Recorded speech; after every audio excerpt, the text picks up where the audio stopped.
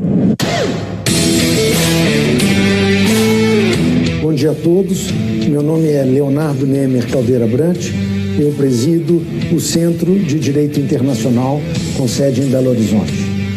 É com muita alegria que eu saúdo a todos os presentes, saúdo igualmente os professores internacionais e nacionais que irão estar conosco durante essas 2 semanas, durante o 16º curso de Direito Internacional. Eu gostaria de dizer que, em primeiro lugar, esse curso foi todo desenhado num novo modelo online. Nós já estamos aí no 16º curso desse gênero. Ele foi totalmente adaptado às novas circunstâncias, o que, de certa forma, permitiu também uma extensão do número de participantes, de professores internacionais e nacionais participantes. Temos este ano 19 grandes nomes do direito internacional que estarão presentes conosco durante essas 2 semanas. Num primeiro momento, portanto, eu gostaria de agradecer a todos os professores que colaboraram conosco, que estarão conosco nesse período, com palestras muito interessantes sobre temas dos mais variados do direito internacional. A todos eles, o meu muito obrigado. Em segundo lugar, saúdo e agradeço também aos alunos, aos estudantes que estão participando neste período de julho, conosco durante essas 2 semanas. O nosso também muito obrigado. Esse é um curso que envolve uma grande equipe do Centro de Direito Internacional, a qual eu tenho imenso orgulho de colaborar e de presidir. Ele é um curso que pretende trazer para o Brasil e para a nossa América Latina o mesmo modelo de cursos que, de forma quase centenária, já é uma tradição nos países europeus e nas principais universidades do mundo. Portanto, para nós uma grande satisfação que tenhamos ele já há mais de uma década no Brasil. O curso de inverno de Direito Internacional, com toda a sua abrangência e extensão, não seria possível de ser realizado igualmente se não fosse a relevante parceria e a confiança e o apoio da Fundação Konrad Adenauer no Brasil. A ela estendo um caloroso agradecimento e tenho a certeza de que estamos contribuindo juntos para os valores do direito internacional, para os valores dos direitos humanos, para os valores do Estado Democrático de Direito, para os valores da democracia e, com certeza, para a compreensão e construção de um mundo, de um universo internacional mais justo e mais equilibrado. Portanto, agradeço de forma calorosa ao apoio da Fundação Konrad Adenauer no Brasil. Gostaria, portanto, de dar início ao 16º curso de inverno de Direito Internacional, esperando que todos tenhamos 2 semanas de muitas atividades e aprendizado. Um forte abraço a todos.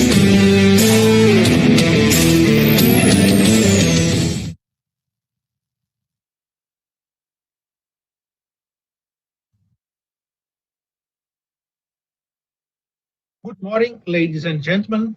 My name is Marcílio Franca. Good morning, dear students, dear colleagues. On behalf of CEDIN and Professor Leonardo Nemer, and in my personal capacity, I would like to welcome all of you in this session, this lovely Monday morning session, where we have the pleasure and the honor to listen Professor Philippe Gauthier, who is going to deliver a presentation about the ICJ and the settlement of international disputes, new challenges. Professor Philippe Gauthier is registered greffier of the International Court of Justice in The Hague, Netherlands, and professor of the Catholic University Leuven, Belgium. Previously, he was greffier registered in the International Tribunal for the Law of the Sea in Hamburg, Germany, and head of the Treaties Division of the Ministry of Foreign Affairs of Belgium. Dear Professor Gauthier, I'm very pleased to welcome you in this session, especially in this occasion, this year, when we celebrate here in Brazil the anniversary of the visit of the Belgian King Albert I and the Queen Elizabeth 100 years ago. That was the first visit of a head of state in Brazil, and is a symbol of the very, very good relations between Brazil and Belgium. Thank you. Thank you very much, Professor Gauthier, for attending this invitation. The floor is yours. Thank you very much. Your sound, please. Mic. Yep. Thank you very much, Professor Marcilio Franca, and thank you for your kind words of introduction. It's a pleasure to be with you, even virtually in a sense. We do understand that the circumstances are dictating this way of processing. At the same time, it's probably excellent for the protection of the environment, not to take too many planes. And it's also a pleasure to say hello to all the students of Belo Horizonte, the university and the center, CEDIN. Thank you for your kind invitation. That's really very kind of you to invite me to address such an audience. And what I would say, my last time and first time in Brazil was 6 years ago. It was in Sao Paulo. At that time, there was a judge at the International Tribunal for the Law of the Sea, Judge Marota Rangel, who was from Sao Paulo. We had a celebration there. And it brings me sweet memories. It's very good to be back in Brazil, even Thank you very much. From The Hague. And here it's summer. Those who know The Hague know that sometimes it's rainy, but today we have the sun. So I bring a bit of sun, but I suppose you have plenty of it. What I intend to do is, and I will share with you the screen, and I have prepared a PowerPoint for this purpose. That's the menu. I would like first to say a few words on the peaceful settlement of international disputes. I know I have 60 minutes, because I will try to focus on the really crucial essential points, and thereafter an overview and trends in the jurisprudence and judicial activities of the ICJ, the International Court of Justice. And probably I will not be able to complete this part and the part 3 relating to the contribution of the ICJ to international law will be addressed the day after tomorrow. I need also to add a word of caution. I'm here addressing you more from an academic capacity, I would say. I cannot hide the fact that I'm also a registrar of the ICJ, but I'm not at all representing the court. I want that to be clear. Well, we start, and Professor Marcilio Franca, you referred to 100 years ago. It's exactly where the story started, also with the peaceful settlement of international disputes, or a bit more than that. This I will bring you back into history for a brief moment, because what happens now is also based on the past. And if you don't understand how the story has developed, it's sometimes difficult to grasp how the peaceful settlement of dispute is articulated. This I will start. I try to move the screen. Well, I found the way. Everything is new in this world. Yes, I take you a bit more than 100 years back to history, because that's, as you know, and you are all very aware of the fact that the Jay Treaty between the USA and United Kingdom, following a war of independence, was really the first time in history that peace, or the peaceful settlement of dispute, was considered as an alternative to war. And it's a very important time. It's at a certain moment, states realized that it would be more costly and it would be more costly to wage a war. It's much better to try to settle a dispute. And J Treaty is named after the former Minister of Foreign Affairs, who was the Chief Justice of United States at that time. I will not detail what was in the J Treaty. You will know that there were some commissions dealing with different categories of disputes: maritime, border, private claims. That's not the point. What was interesting is to see that there were commissions instituted composed of national of states, and if those commissions initially composed of 2 members could not agree, there would be an umpire, a third one, in order to make the difference and to decide.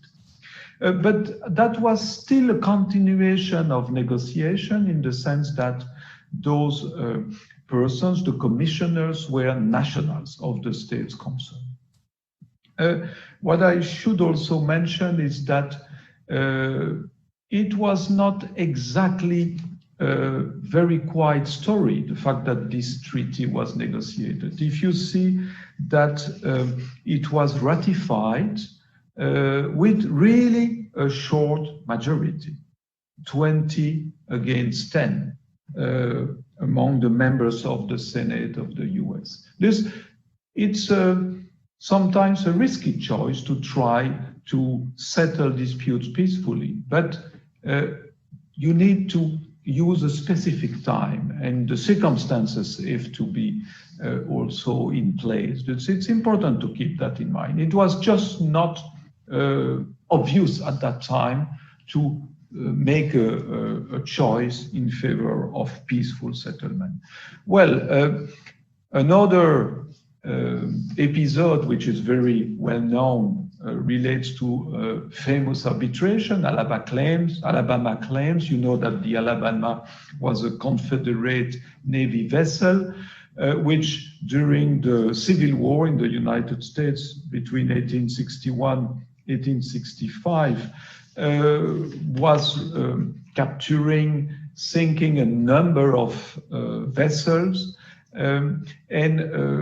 According to the United States, it prolonged the war, the Civil War, and the responsibility, or part of the responsibility for this prolonged hostility, was, according to the US, attributable to United Kingdom, because the Alabama and other sister ships, there were 5 or 6 ships which were engaged in those hostilities. Those vessels were built in the shipyard in the UK, Liverpool. That was the basis of another claim between those 2 superpowers at that time, the UK and USA. But here also, those 2 states didn't want to engage into the use of force, and prudently, given also some specific historical circumstances, they decide to conclude an arbitration treaty, 1871, and to bring the contentious case to an arbitral tribunal. I cannot resist to show you this painting of Manet. That was the destruction of the Alabama off the coast of Cherbourg, because the ship was hosted in Cherbourg in order to make some repair, and thereafter there was this naval fight. I also showed that because it was a well-known fact at that time, and public opinion knew about that, and therefore the fact that this story is part of the community life is also important to mention. It was not just among lawyers. The public opinion was involved in this history. And if you visit Geneva, you will also certainly visit the Alabama Arbitration Room, la Salle de l'Alabama. Les Genevois are very proud of it. It was a true third-party settlement, the Alabama arbitration, since arbitrators were selected by a number of heads of states, UK, USA, but also Brazil, Italy, and Switzerland. That was a truly international arbitration. If I move a bit quickly, I would reach the Hague Conference, and you know, of course, that there were two conferences in 1899, but also in 1907, and a major difference between the two is the composition. In 1907, there were a number of added countries from South Latin America after accession of independence of a number of countries. That's an important point to mention. The Hague Conference is a very specific time in history. It's where the history of the peaceful settlement of international disputes starts, really. And it's also due to some circumstances. You will, here you know probably that the invitations or the initiative was taken by the Russian Tsar, Nicholas II. Those communications at that time were in French. But that what motivated Nicholas II to launch this initiative, probably to avoid wars, but also because of the costs of acquiring more and more sophisticated armaments. That was also for economic reasons that it was considered that peace was a viable alternative to war.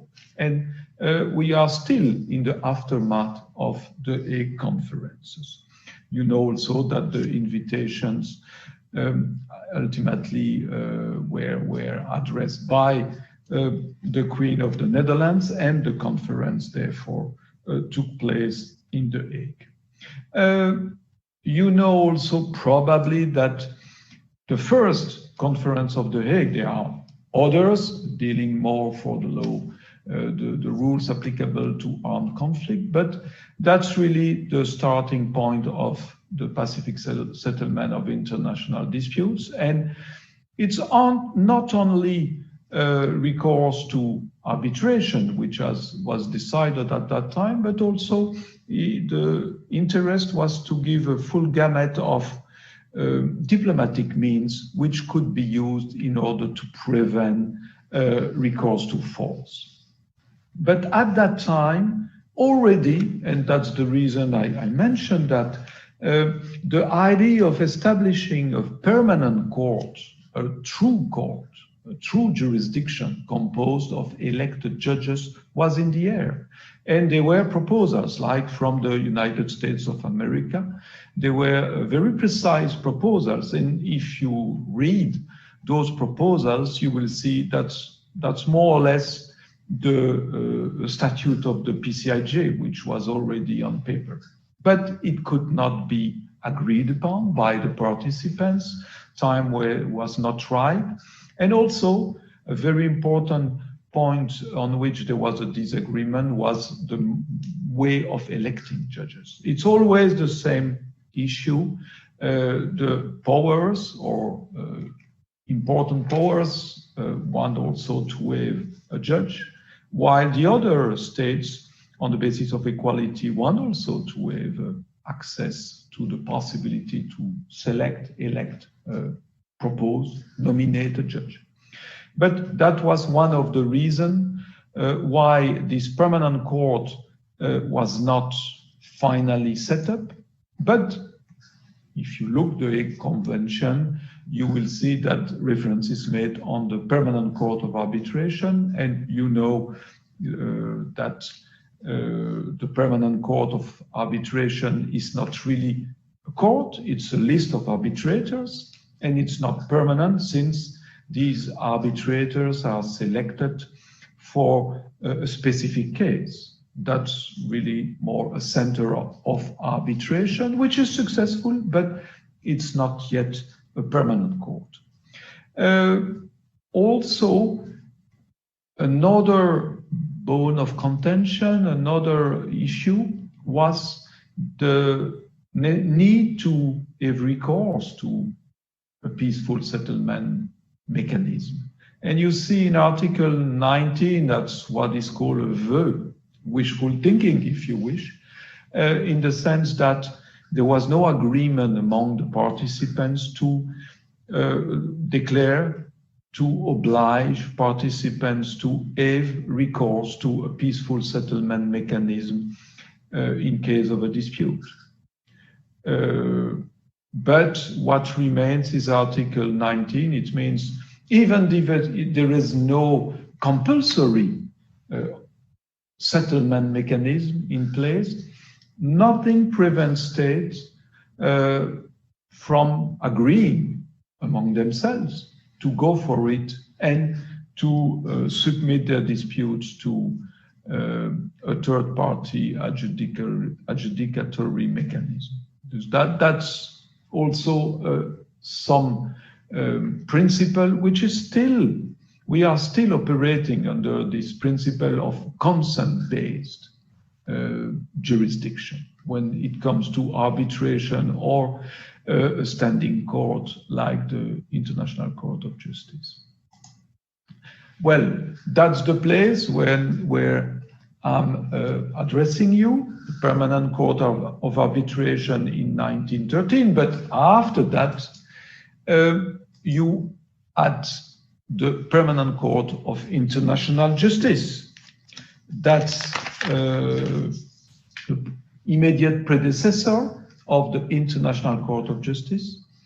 And its creation was provided for in the Covenant of the League of Nations, but it was not yet put into place because a statute had to be negotiated, and that was the task of a comité de juristes, committee of jurists, and there was a Brazilian member, Raul Fernandez, also a Belgian one, Baron Descamps, and those jurists were preparing a draft statute which was submitted to the Council of the League for adoption. And I mentioned that because at that time, again, the issue of compulsory mechanism was heavily discussed. The Committee of Jurists was proposing compulsory jurisdiction. That was not accepted by the Council.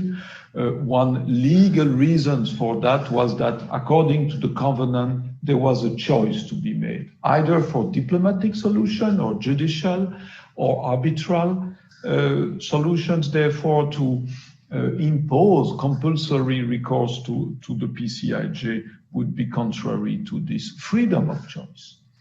Well, eventually, and you may read that it's also an idea from a Brazilian lawyer, from Professor Fernandez, you had this brilliant idea of Article 36 in the statute of the PCIJ, which is similar to mutatis mutandis to what is now in the statute of the International Court of Justice. It's the optional declaration. A brilliant mechanism because it gives the possibility to states in advance, before a dispute arises. And everybody knows that once a dispute arises, it becomes very difficult to agree to go for a court arbitration on for a binding mechanism. This is much more wise in anticipation, before a problem arises, to agree on some mechanism. And you may do that in a unilateral way. And if you do that, all those states which are doing the same are bound together. Whether it's a treaty, that's another question, that's an open issue sometimes among international lawyers, but what is sure is that there is a binding link among those states which go and make this declaration. The system is not new. It was at that time. It's important to keep that in mind when you envisage this mechanism. There is an history. And it was quite successful, I would say. At the time of the PCIJ delivered 29 judgments, 27 advisory opinions in a brief period of time, between 22 and 40, 1922 and 1940. And at the end of the 30s, there were, according to Chatay-Rosen, 40 states which had made this optional declaration out of 52 states parties to the statute. Yes, that's on the average, it's not a bad situation when it comes to the optional declaration. Well, I now conclude this first part with a few comments. And I mentioned that one element which is very important is this decision to, at a certain time, to consider that the peaceful settlement of dispute is much more interesting, it's much more valuable than recourse to force. And that sparked the time which came thereafter. But the attraction of the peaceful settlement of international dispute is not only based on this need to avoid armed conflict. It's also, I would say, the only tool in international law to develop rules of international law. What do I mean by that?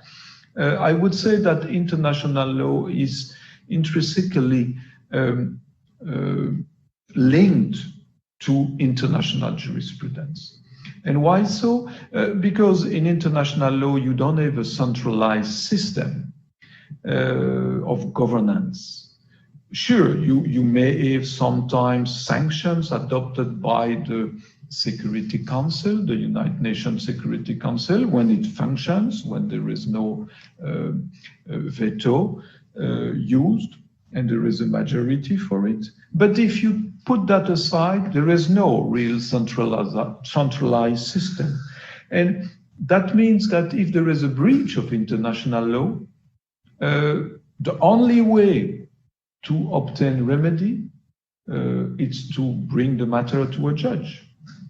And it's only if the matter is brought before an international court or tribunal that the rule of law will be kept, preserved. Otherwise, it will fade away.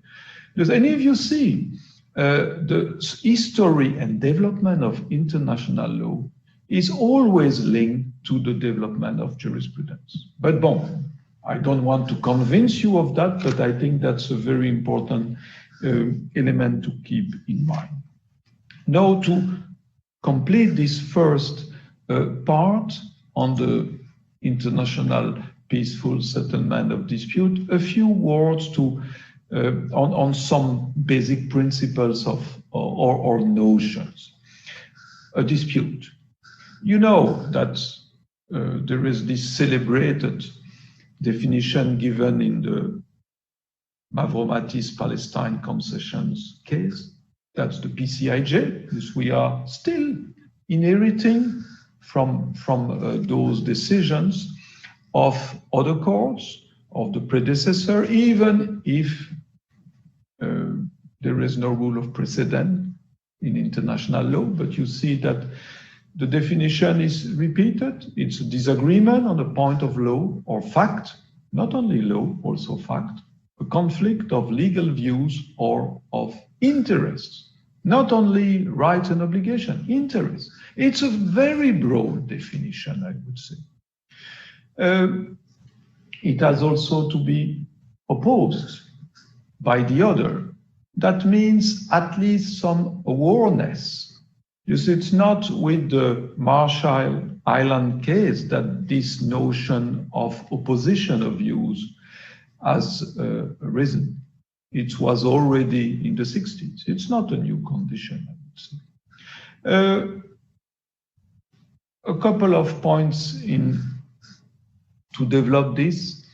I mentioned it's a very broad definition, but at the same time, it's on the basis of a particular case. And if you look at the compromissory clause at that time in the mandate on Palestine, you will see that it relates to the interpretation or the application of the mandate. It's a bit different than just a definition as broad as any legal issue, any point of fact. It was relating to a treaty. That also should be kept in mind. I indicated that there should be an opposition of views. I refer to the definition given in 1962 by the ICJ. I also explained that the decision of 2016 in Marshall Islands case is not completely new. I mentioned that because there are a number of legal writings which have been devoted to this case. But it's quite normal, I would say, that if there is a dispute, the respondent is at least aware of it. Sure, if the respondent claims that it was not aware, that's another thing, but objectively, there should be an opposition of view. And for that, there should be at least some awareness. Another element relating to the notion of dispute is the fact that the dispute should not be moved. In the nuclear test case, that was the reason why the court didn't pursue the case. Well, there also it was a narrow majority, and some judges considered that actually the case was not, or the dispute was not moved, because there was still a possibility to render a decision on this issue, but wisely, probably, the court decided that there was no real dispute since the applicant got what it wanted. And in the beautiful words of the court, while judicial settlement may provide a path to international harmony in circumstances of conflict, it is nonetheless true that the needless continuance of litigation is an obstacle to such harmony. Well, here I will be brief in trying to capture the notion of dispute, is the fact that sometimes parties to the dispute are not exactly the same as the parties to proceedings before the court or an international court or tribunal, in the sense that the court may be prevented from rendering a judgment if it implies that the court should decide on a case involving a state which is not party to the proceedings because it has not accepted the jurisdiction of the court. And that's exactly the monetary gold jurisprudence. In this particular case, Italy brought the case before the court to claim that it had a better title to get the gold, which was removed from Rome, stolen by the Germans in 1943, a better title than the United Kingdom, because the idea was to use this amount of gold as a compensation for United Kingdom after the Corfu Channel case, because everything is linked. But Italy made a claim because it was the nationalization of companies by Albania. But to deal with this issue, to see whether Italy had a better claim than the UK against Albania, there was a need to determine whether this nationalization of Italian companies was lawful or not. But in this case, Albania had not accepted the jurisdiction of the court. Therefore, there was no possibility for the court to enter into this determination. And it's basically a similar situation which happened in the case of East Timor, a case on which also the legal doctrine is not unanimous. But if there are questions, I may answer to that later. I will not spend too much time on that. Of course, the peaceful settlement of international disputes is based on basic principles of international law. The fact that if there is a dispute between countries, the only natural court is an international court. You cannot subject a state to the court of a municipal court of a state, for example, in principle. And also, it's an alternative to the use of force, and therefore the use of force is prohibited since the Charter of the United Nations, or even before, but we will not enter into this discussion. And there is this principle of obligation to settle disputes peacefully. Well, the obligation to settle disputes peacefully doesn't mean that a state has to enter into negotiation whenever there is a dispute which arises. There are disputes which go on for decades. But what is part of the obligation is that if there is a risk of peace and security, that should be settled. This is the obligation to settle disputes doesn't mean that all disputes have to be solved. There are territorial disputes which are there for 100 years. They are still there, but they are not posing a risk for peace and security. That's not the point. What is important is that whenever there is a risk for peace and security, there is a duty to avoid use of force and to try to seek a solution through diplomatic means or judicial mechanism, which are also peaceful means. I mentioned that there is no general obligation to negotiate as such whenever a dispute, but sometimes there are. If you look at the law of the sea, UNCLOS 82, UNCLOS Convention, you see that in some provisions, here Article 74 of UNCLOS, there is an obligation to negotiate. When there is a need to delimit maritime space between opposite or between states with opposite or adjacent coast, there should be there some negotiations, but that's on the basis of specific obligations. You know also, to complete the picture, that there is no prior negotiation which are required before bringing the matter to a court. There is no need to negotiate except if it's written down in a treaty, the treaty you use to bring the matter to the court, for example.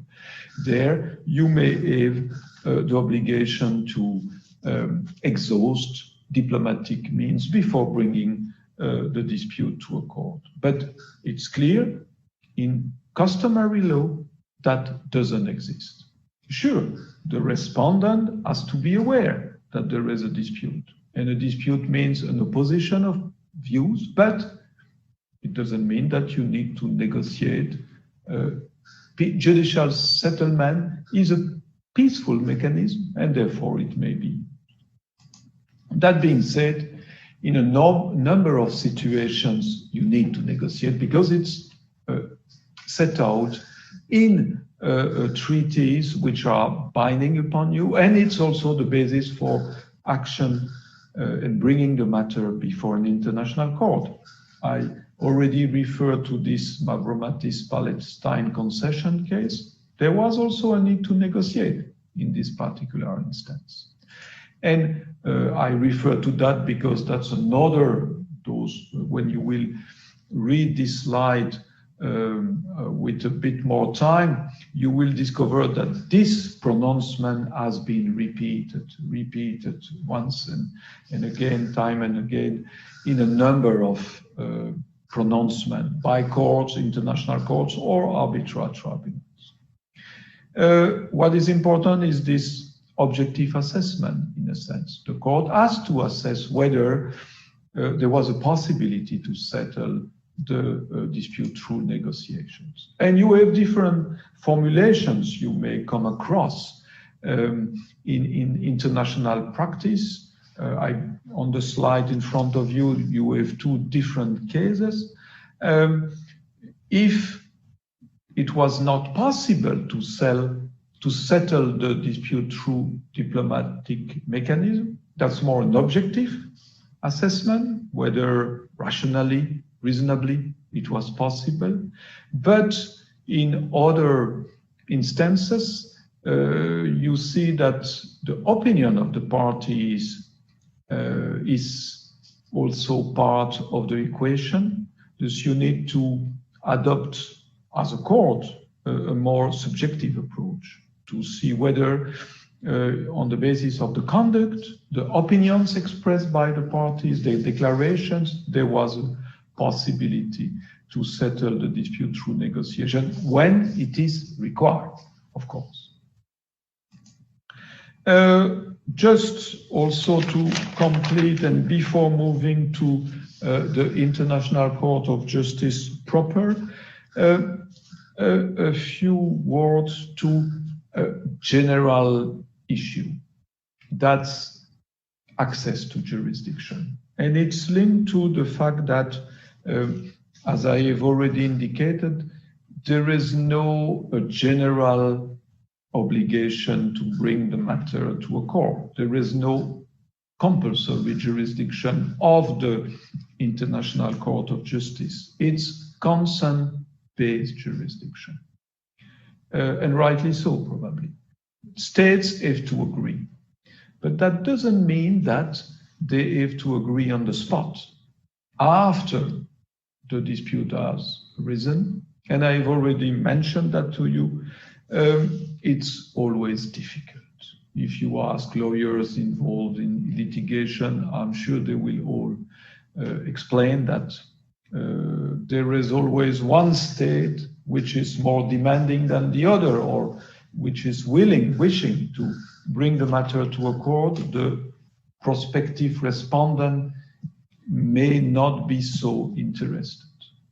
This special agreement is, of course, the preferred way, because you may explain clearly what is the dispute. You define together the questions which will be submitted to the court, and the court will have to answer those questions and not others. You keep the matter into your hands, and it's probably better. It's the preferred option. But in practice, if you look at figures, statistics, you will see that there is a small percentage of cases which are submitted on the basis of special agreements. It doesn't mean that the consent is not there. The consent is always required, but it may be there before there is a dispute, through compromissory clause in a treaty, like UNCLOS.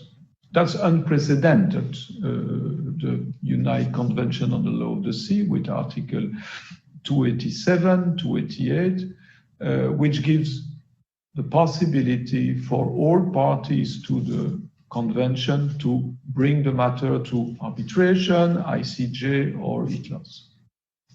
That's a brilliant finding by those who drafted this convention, but it's consent-based. It's built in the treaty. You have also a number of cases which have been submitted to the court on the basis of clause contained in other treaties, like the optional protocol to the Vienna Convention on diplomatic relations or consular relations, or human rights treaties or the Convention Against Genocide. You have a certain number of conventions containing those compulsory mechanisms, and they are used in a number of situations. There are also agreements for the settlement of disputes. The Pact of Bogota is really a brilliant idea, 48. And it gives the possibility, after exhausting diplomatic ways, to be able to bring the matter to a court, to the International Court of Justice. There is something similar for Europe, that's the European Convention of 57, but not used as much as the Pact of Bogota. There is no such regional convention, I would say, and here I am really speaking on my personal name, but it would be interesting to have such regional convention in other regions, in Africa, in Asia, in favor of jurisdiction like the International Court of Justice. And you have the system of optional declaration. Oh, there is a mistake on the slides, and I feel sorry for that. It should read declaration. It will be corrected. I already referred to the optional declarations under Article 36, paragraph 2 of the Statute of the ICJ. I could also add the declarations under Article 287 of UNCLOS. It's also a possibility to use the same mechanism in order to give jurisdiction to the court. What should I say to conclude? Well, before moving to the ICJ, I would like to say that, of course, I put the stress on the role of international courts and tribunals in the development of international law. At the same time, I am very well aware that judges are not always the solution. And it's true that to deal with new challenges, current challenge like when it comes to the protection of the environment, political solutions negotiated among states are the way forward. Judges are settling a dispute in a particular case, but the jurisprudence may nevertheless contribute to the development of international law.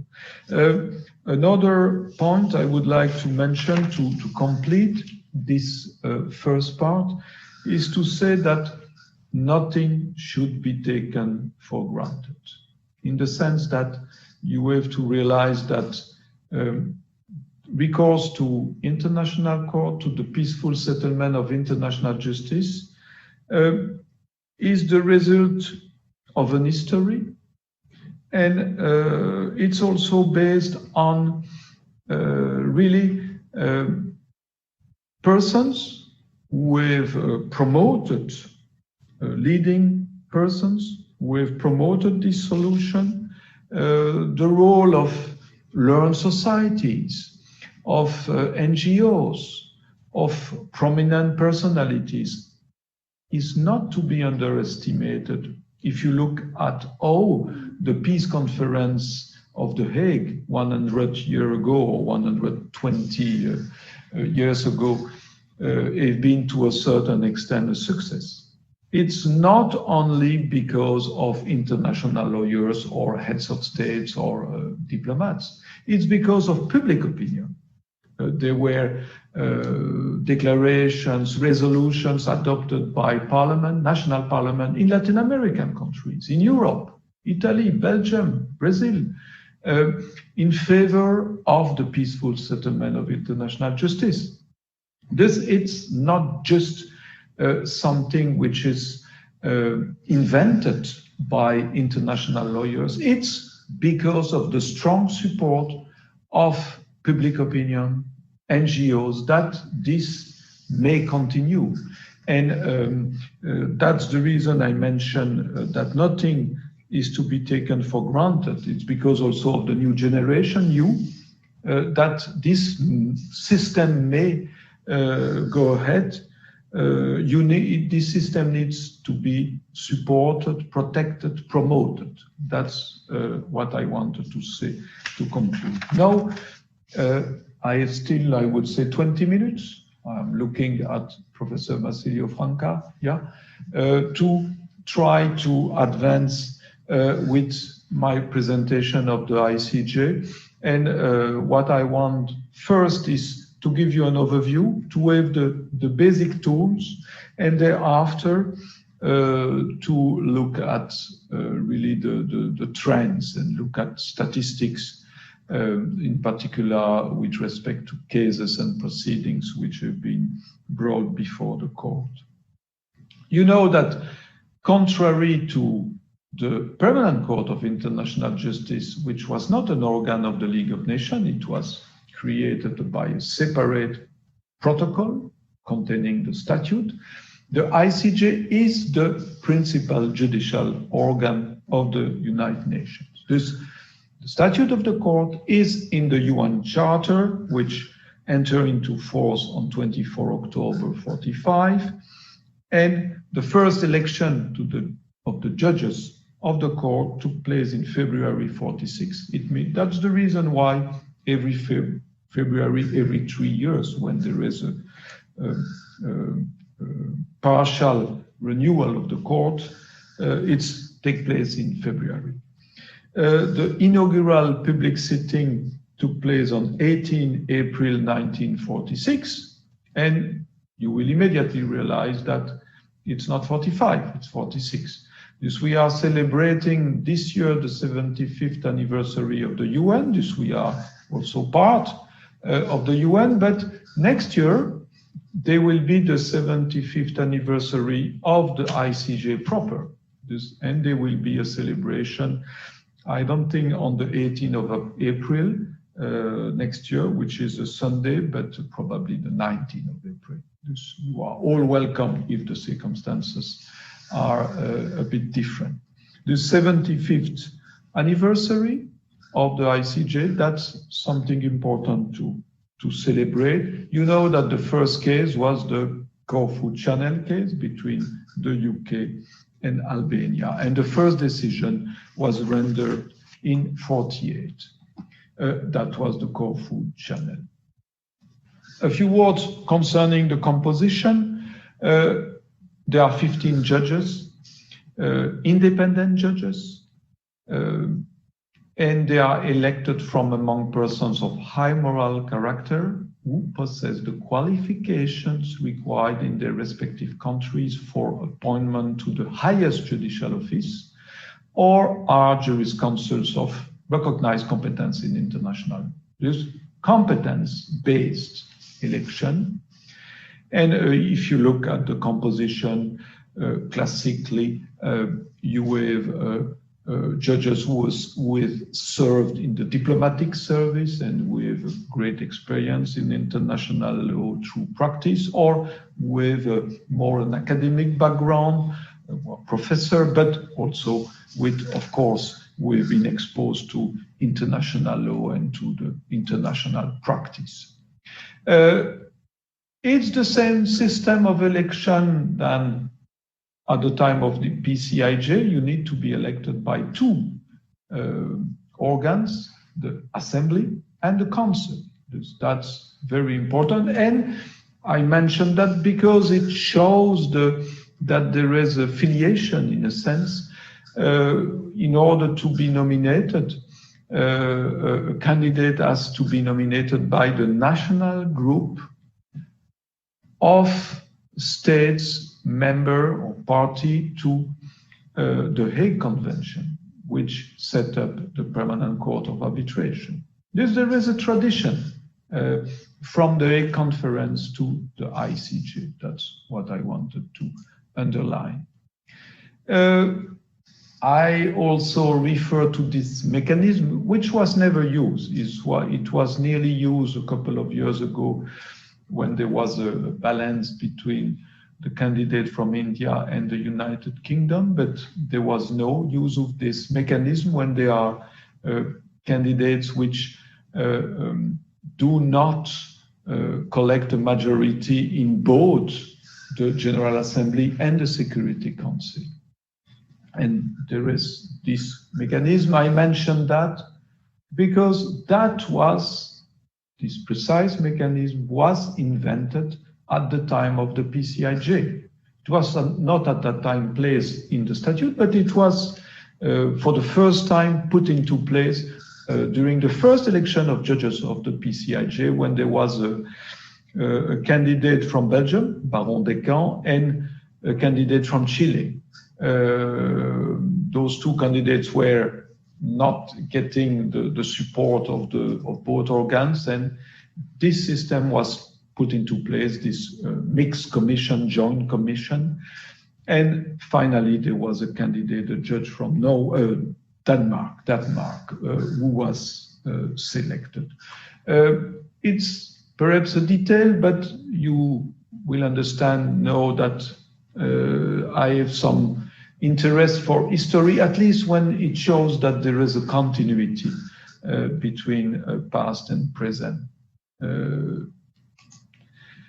Well, composition, another touch, another added element is the fact that judges have to be independent, and integrity is also part of their function, and it's built in the statute. They have also to recuse themselves if before, for example, when they were legal advisor or lawyers, they were involved in a case which is now before the court. And it has happened since the time of the PCIJ and nowadays also. That's an important part. There are some practice direction reinforcing that. I will not insist on it. No, all the judges, 15 members, cannot have the same nationality. They have to be from different states. But at the same time, you know that there is this institution of judges ad hoc.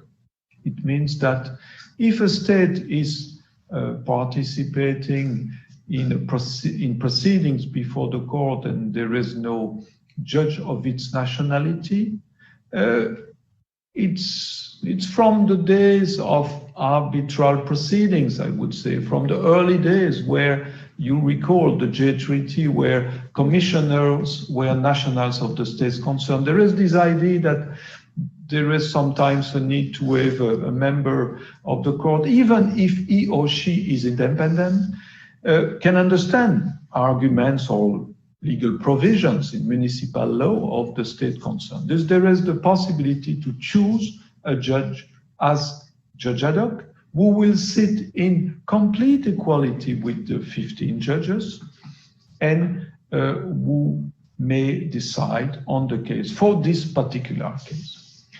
Sometimes you may have two judges of the same nationality because one is ad hoc and another one is an elected judge.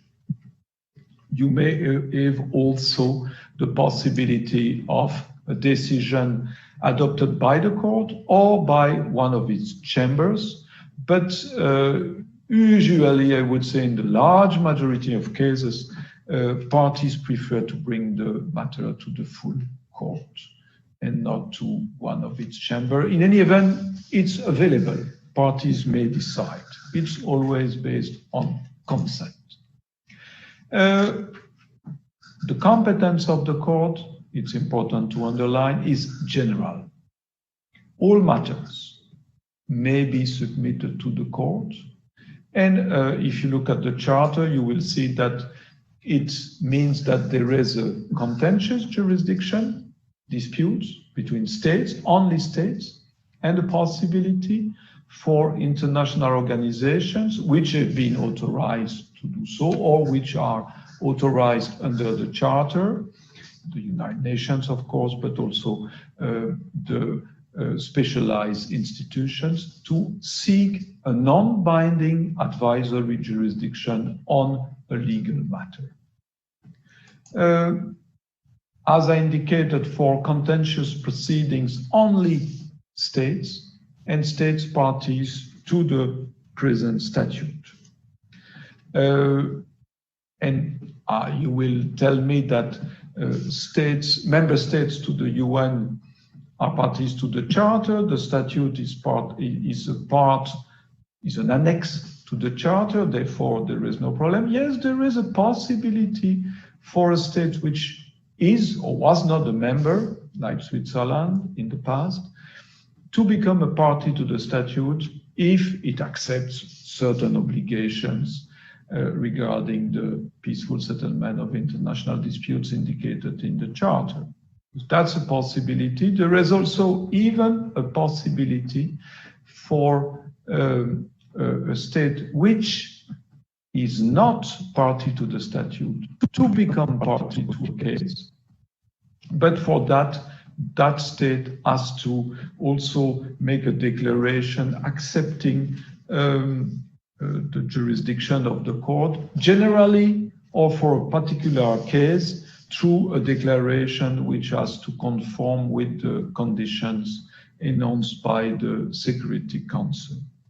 There were also different such declarations made in the past, like Cambodia, Federal Republic of Germany at a certain point in time, Albania, Italy, but nowadays the only declaration which was made in 2018 was by the State of Palestine, but that's a point under disagreement in a case which has been brought before the court between Palestine and United States of America, and United States has mentioned that they've objected to that and there is no treaty link between the two entities.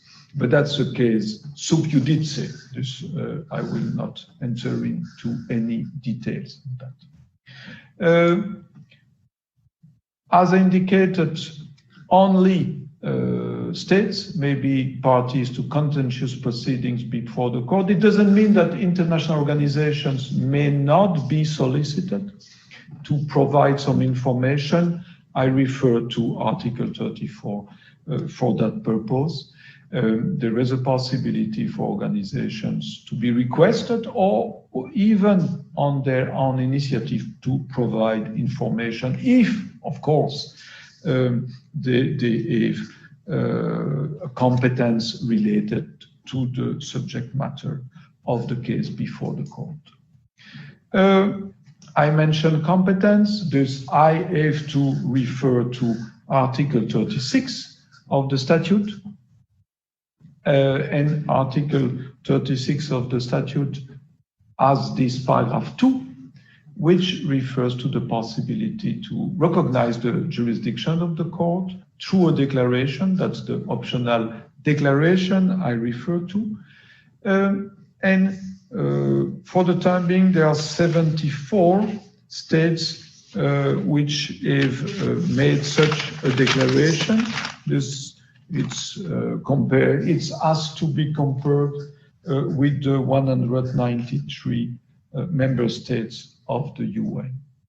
A large majority of those declarations contain reservation. It may be. It's the consent-based jurisdiction, therefore states may decide to limit the acceptance of the jurisdiction of the court, and that's an important point whenever there is a case brought before the International Court of Justice, an important point to consider. On the slides, I put simply 2 samples. It's only just as a sample. What is important is in this example is what is under A. Any dispute in regard to which the parties thereto have agreed or shall agree to have recourse to some other method of peaceful settlement.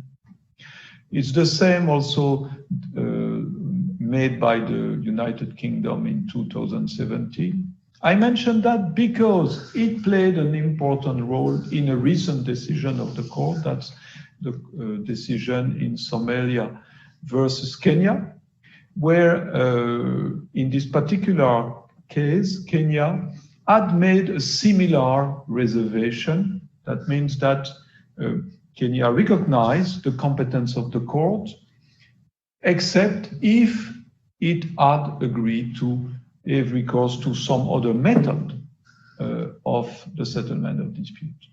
And of course, UNCLOS contains a specific mechanism for the settlement of maritime boundary disputes and other disputes related to the convention. Therefore, the lawyers for Kenya mentioned, but this reservation should apply, and therefore that's the mechanism under UNCLOS which would have to be followed, and if so, it would be because in this particular case, it would be arbitration, which is the residual mechanism under UNCLOS. Well, there is a specific provision in UNCLOS, Article 282, which is organizing some choice of forum, because it indicates that parties to UNCLOS, which have agreed to Article 287 and to a specific mechanism for the settlement of disputes, if those states have agreed through a general regional bilateral agreement or otherwise, and otherwise, if you look at the travaux préparatoires, refers expressly to the optional declaration. If they have conferred jurisdiction through optional declarations to the ICJ, well, that will prevail upon the mechanism under which is contained in UNCLOS. That's something the court was faced with.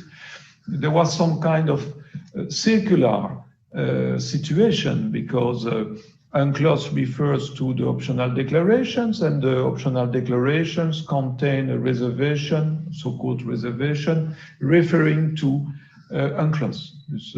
It doesn't stop in a sense. But as I have indicated, this kind of standing reservation limitation, the fact that you accept the jurisdiction of the court, except if you agree for another mechanism, that's standard in more than 50% of all the declarations which have been made. And the court, when it had to deal with this situation, focus on Article 282, which contain, in its view, a clear language.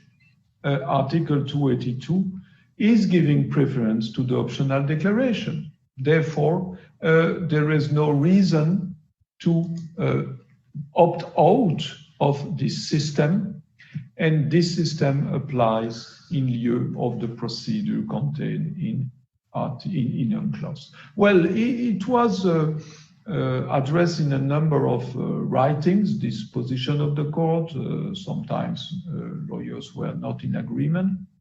What is important is the fact that there was at least the forum selected by the parties through optional declaration, which declared itself competent.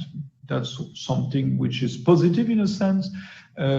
Otherwise, it would be unwise to leave the matter to another forum without being certain that this other forum would declare itself competent, for example. And ultimately, what matters is not this, I would say, this artificial construction based on those renvois contained in UNCLOS or in this optional declaration, but the fact that justice is done. Well, I will probably stop here, or I will go on. No, I think just if you allow me with still 5 minutes maximum. Okay, that's perfect. Yeah. 5 minutes. Okay. No more. I can go on for 5 minutes or a bit more after 30 if there is a need. But just in a nutshell, what is on the slide reflects what I have already explained to you as far as the first bullet is concerned. In order to bring a matter to the court, either there will be a special agreement and you need to notify that, or an application. An application means unilateral application. That means that there is a pre-existing consent given. That's it. In the application, you need to designate agents. Agents are really important personality. Those are the agent representing the state.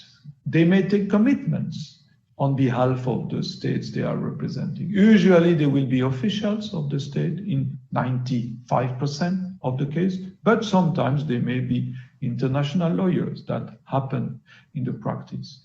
You know certainly that the procedure is based on a couple of principles. There are written proceedings followed by oral proceedings, and they are in the course of written proceedings, you will have at least two sets of pleadings, a memorial and a counter memorial by the applicant, a counter memorial by the respondent, at least if the case has been instituted on the basis of an application. And if the court decides it's useful, there is a second set of pleadings, the reply rejoinder.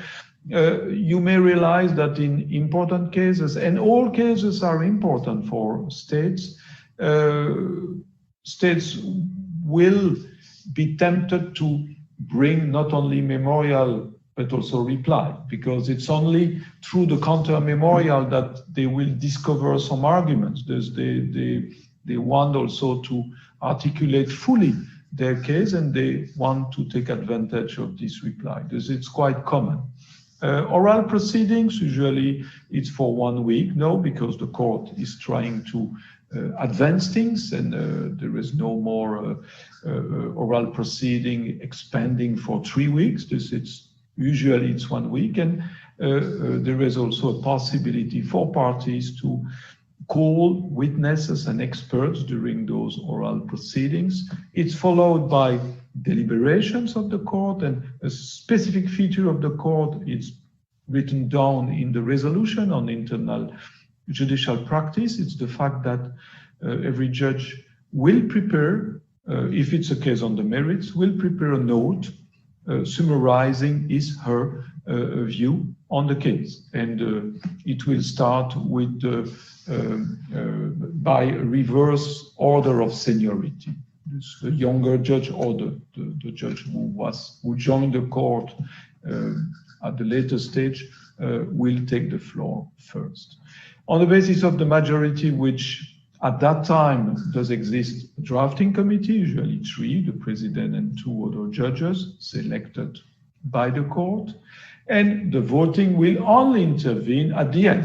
But you need to vote, you cannot abstain. That's the specific feature of an international judge, no abstention. You have to take a position. Thus the decision will be unanimously adopted or by X vote against X vote, and the name of the judges will be indicated. Judges may also append to the text of the decision the text of their opinions or declarations. Declaration is normally a brief statement of the position. It may be a judge in favor of the majority or a dissident judge, if I may use this expression. Dissenting would be proper.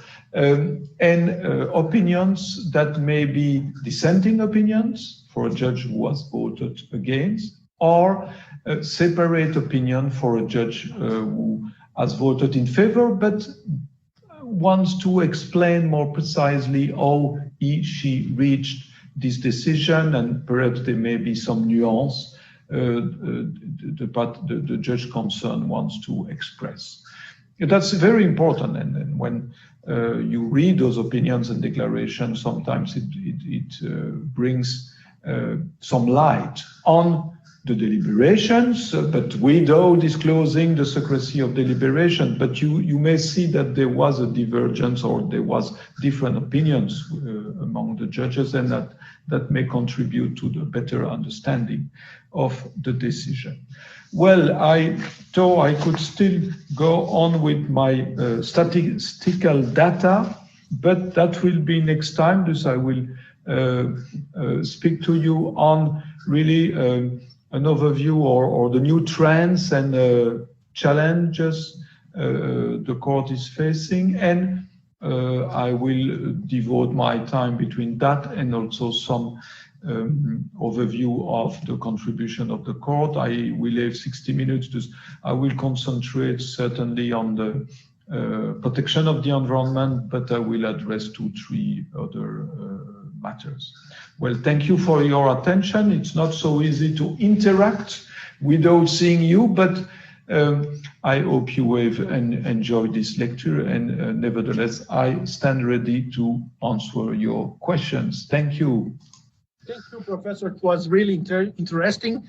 Thank you very much for such an insightful and beautiful presentation, full of works of art and interesting case. I'm especially happy because many of the cases you mentioned had the participation of Brazilian judges like Epitácio Pessoa in the old Permanent Court of International Justice. So, Professor Gauthier, we got some questions. Let me read here some of the questions we got. First of all, we have here a question from a student called Gustavo Tanus. Professor Gauthier, you mentioned some of the new challenges arising in the settlement of international disputes. What is your view on the settlement of disputes regarding restitution of cultural objects? How do we proceed? Do we? We have 15 minutes. I can read 2 questions if you prefer. 2. You can comment. The second question comes from Maurus Volensak. Dear Professor Gauthier, could you please comment on the difference between the international procedures beyond the written texts at the ITLOS and the ICJ, with a particular focus on the case load? Okay. For the issues or cases concerning restitution of cultural object, the issue relates to, I would say, access to jurisdiction. It's always a possibility to bring such a matter to a court if there is an obligation to do so. And also there are rules which exist in the matter.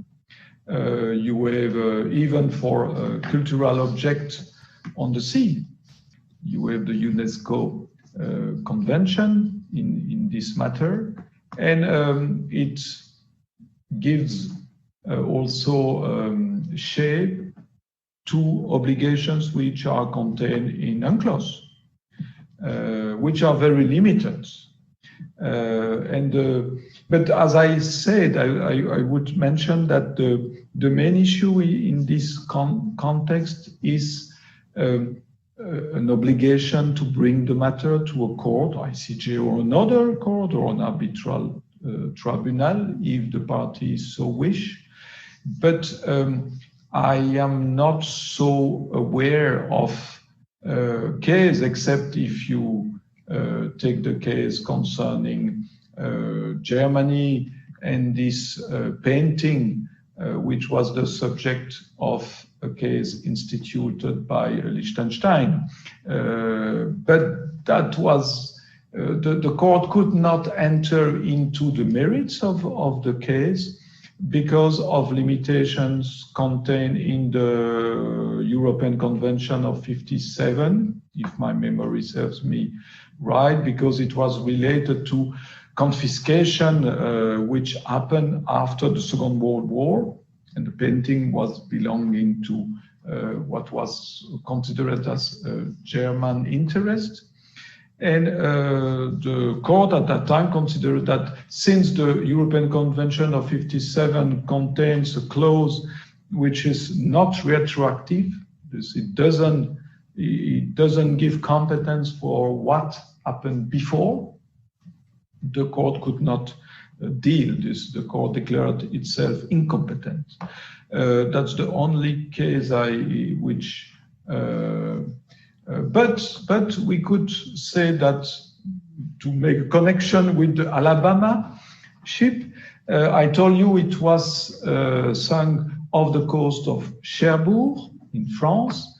And you may know that in the 80s, the wreck of the Alabama was found. And it was considered as a sanctuary because, for some Navy forces, whenever a naval vessel has disappeared, has sunk, it's still parcel of sovereignty, and therefore there is still to be protected. And there was a treaty concluded between France and United States for the preservation of the wreck of the Alabama. That's not the case before a court, but it shows that those matters may, if there is no cooperation among the states, it may lead to a dispute. That's all what I would say at this stage. Regarding the other question, that could be the subject of another lecture, but I will try to be brief regarding the rules of the court. And if you compare with the rules of ITLOS, there are similarities, I would say 85%. It's more or less the same approach, but there are a number of differences. But you need really to analyze the rules in order to look at those differences. For example, time limits. Time limits are quite different when you look at preliminary objections. That's the possibility for the respondent. Very often, it could be the applicant. Italy objected to the competence of the court in the monetary gold case, even if it institute proceedings, but normally it's the respondent, and the respondent may do so before the court. It's during the period of time given to the applicant to file its memorial. It can be 6 months, 1 year. Before ITLOS, it's 3 months, 90 days. It's shorter. The idea was when the rules were negotiated to be efficient and to give more time. But at the same time, it's true that it's not always so easy for a respondent to articulate fully its position only on the basis of the application. The application is sometimes very brief. That's just one example. The written note I referred to during the deliberation is something which is not the practice of the ITLOS. It doesn't mean that there are no written notes, but it's not the part of the usual setup. That's otherwise, there are also procedures a bit different because before ITLOS, and in particular the chamber for the settlement of disputes related to the deep seabed mining area, you may have private individuals or companies, natural persons appearing. There are specific rules there which you don't have before the court because there only states may appear.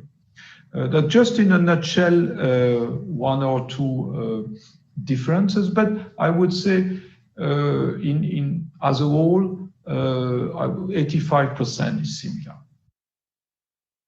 So, okay, thank you very much. Just, I think we have time for the last question. Thais Albuquerque, a student called Thais Albuquerque, asked you, Professor, Professor Gauthier, could China be taken to ICJ over COVID-19 pandemic? It's not easy to answer. Well, that's a very sensitive issue. I mean, you you may replace the name of the country with another one and the subject matter with another one. My answer would be the same, in the sense that in this respect, you need a dispute. You need consent. You need access to jurisdiction. It's a basic tool, and it's something we need also to recall. States are not bringing a claim like that out of the blue. It's because they pursue some interest, which may be interest of the international community. There may be sometimes cases brought before a court by a particular state, but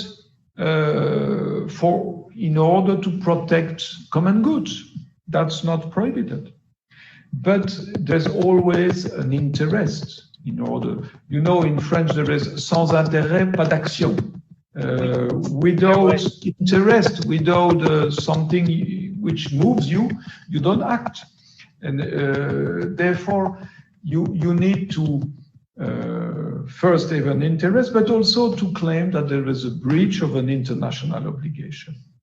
And this obligation may be customary law, maybe in a treaty, maybe the duty not to alert other states, the obligation to act with due diligence, which is not an obligation of result, it's an obligation to take care to avoid that harm would cause to the territory of another state, for example. That's something you may claim that. No, you need certainly to make a representation to the potential respondent, or to make it clear that you consider that there is a breach of an international obligation, and the respondent should be made aware of that. Doesn't mean that there is a need to negotiate. And after that, you need to find a way to bring this matter before the international court. It means that you, as applicant, and the respondent should have agreed in a treaty through optional declarations that a dispute involving those two states could be moved before the international court. Because that's the ingredients. Without that, you may think of any dispute you may think of, but without those basic tools, that's the reality in dispute settlement, and very often that's what is missing. That's the access to the jurisdiction. That's the importance of promoting commitments, obligations in order to settle disputes. And for example, you may see that with the Pact of Bogota, one of the member has decided to withdraw.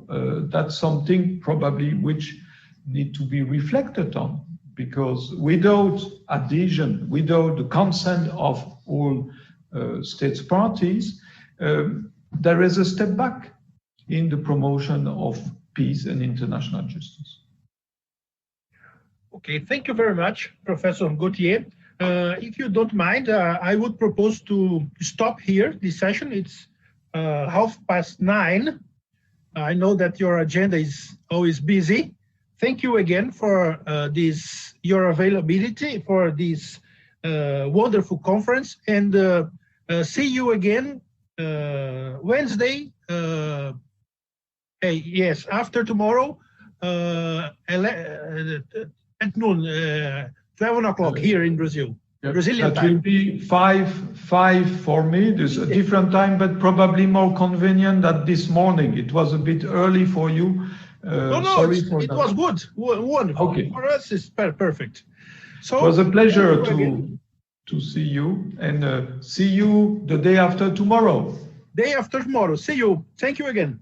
Bye-bye. Bye-bye. Bye.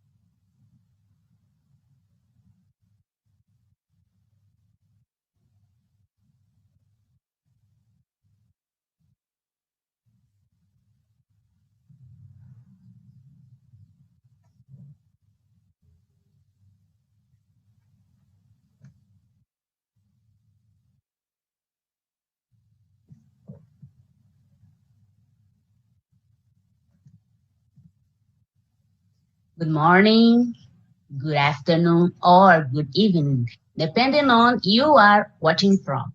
My name is Maíra Thais Andrade Ribeiro, and I'm a professor of international law at the University of José do Rosário Velano, Unifenas, in Brazil.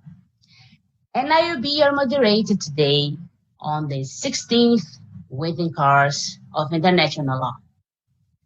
I'm so glad to be here with you today because this is such a well-renowned course. And I would like to thank you, the sitting staff, and especially Professor Leonardo Neme. We have today a very special guest, the Professor Pierre Baudouin. So let me introduce him. He is a professor of international law at the University of Paris-Nanterre. He is also a consultant in international law for the European Union and an associated research at the Laura Pack Research Center of International Law. So, during the seminar today, I invite you, our audience, to comment and post some questions for our guest speaker in the chat session. I will be taking a look at this and towards the end of the seminar, passing some of these on to him. But without further ado, now I will give him to the floor. Thank you so much, Professor Pierre, for being here with us today. I'm such a pleasure here. I stay here with you today. It's such an honor to all of us. You give the floor, Professor Pierre. Thank you so much. Thank you very much, Professor Andrade, for these very kind words of introduction. And I should, by way of introduction, say two things. First of all, I want to say hello to everyone. I don't see you, but I hope you hear me. I am currently in the southwest of France. It's a beautiful sun here. It's an early afternoon, and it's my pleasure to spend this afternoon with you. I should also say that I was very glad and honored to receive this invitation from the Cédine of my very good friend, Leonardo Brandt, whom I thank very much. I remember having spent some time in Belo Horizonte, I think it was back in 2013, to give some lectures on responsibility, actually. And even though today is a bit different, because of COVID-19, I receive invitations to speak all over the world, but in my room, in my office, without moving, which is new and strange, but still I like it. Today, I want to speak, and I will explain my perspective. I want to speak about international organizations, or more generally, multilateralism, in light of the reaction to the COVID-19. And I will explain in a minute how and why I want to deal with that topic now. I should say that although, again, I don't see you, I am very open to questions, to remarks, to criticism, even. It doesn't matter to me. I am very happy to engage with you. You should take advantage of this opportunity as much as you want. And I'll do my best to answer your questions if I can answer them. And if I can't, I will tell you I can't. And so I will speak for, 45, 50 minutes to introduce the topic, and then owing to Mayra, I will answer your questions. When Mrs. Neves, whom I thank, to approach me to give this lecture, I kind of hesitated about the topic.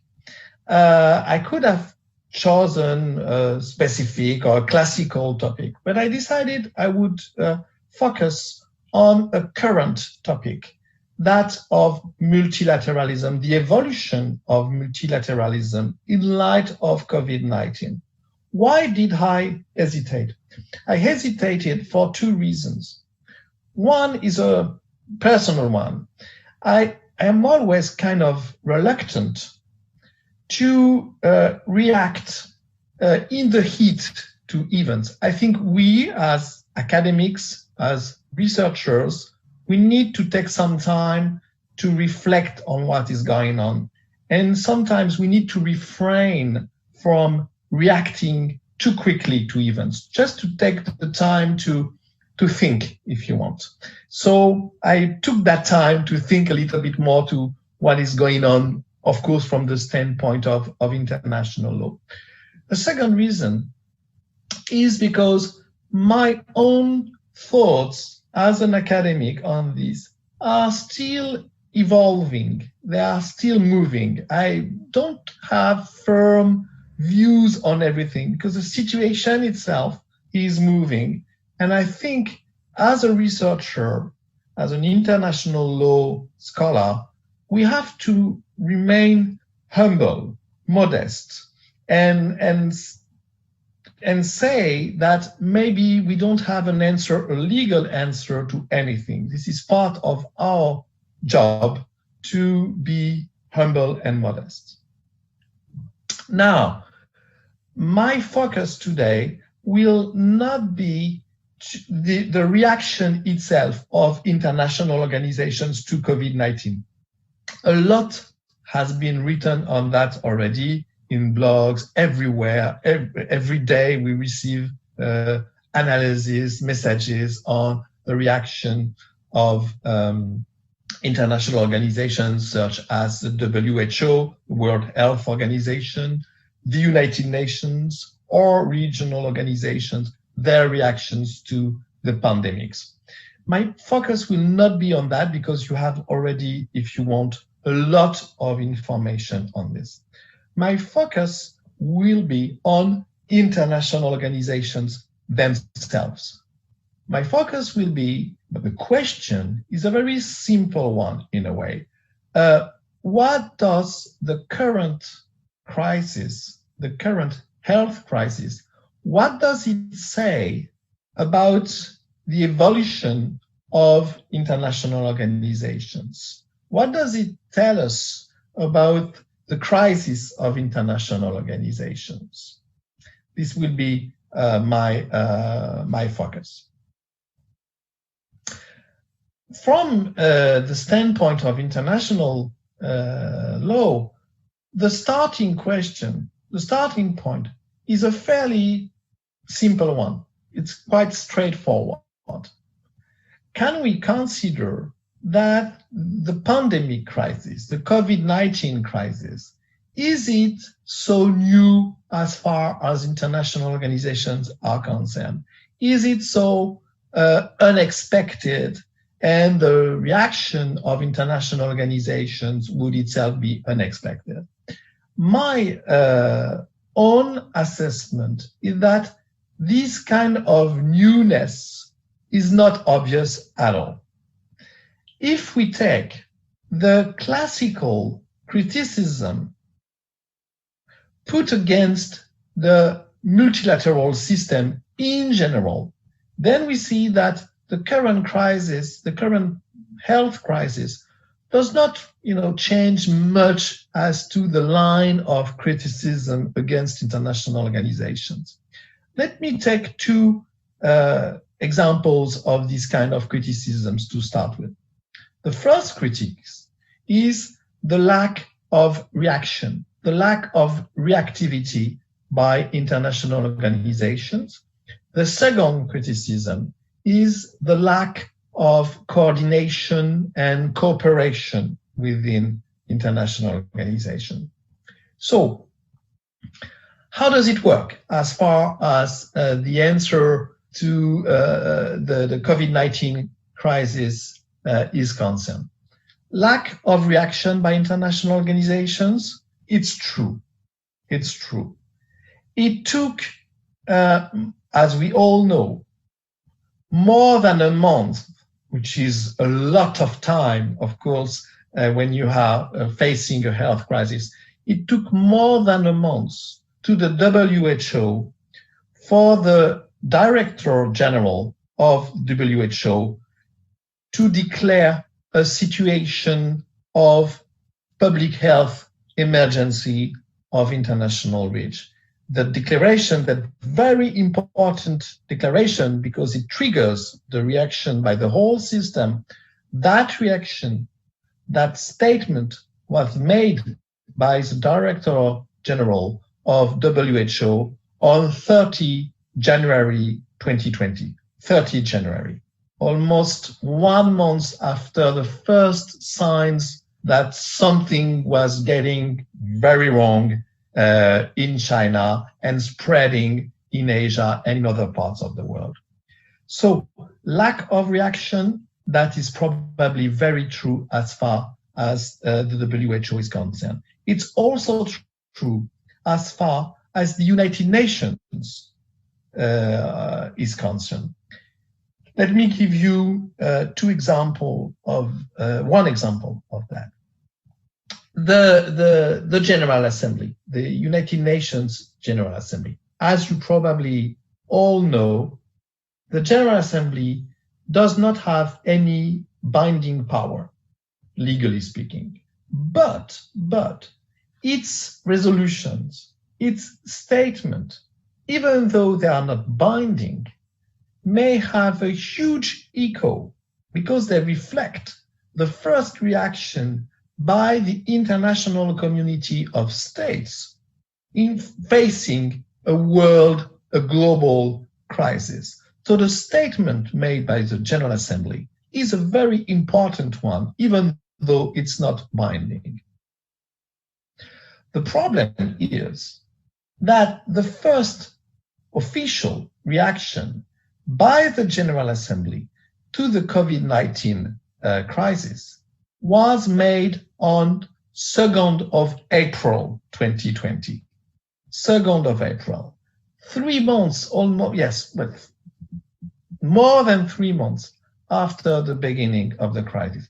And that first reaction, which is actually General Assembly Resolution 74/270. Sorry, no, that's the second one. Yes, the first one, sorry. The first one on 2nd of April 2020 is UNGA Resolution 74/270. It's an empty text. It says nothing. It's a 2-page document which says absolutely nothing. You will have to wait until 20 April 2020 to have a more substantive resolution by the General Assembly. It's resolution 74/274, 74/274.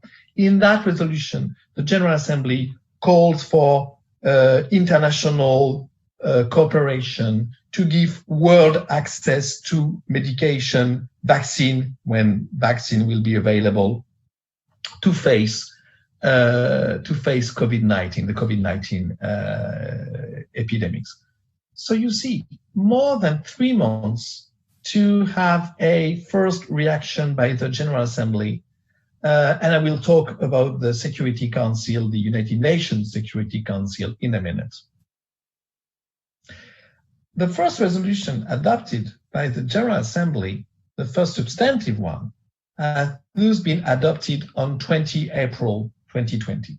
The same day, the General Assembly has adopted another resolution which has nothing to do with what we are talking about today. Directly nothing to do.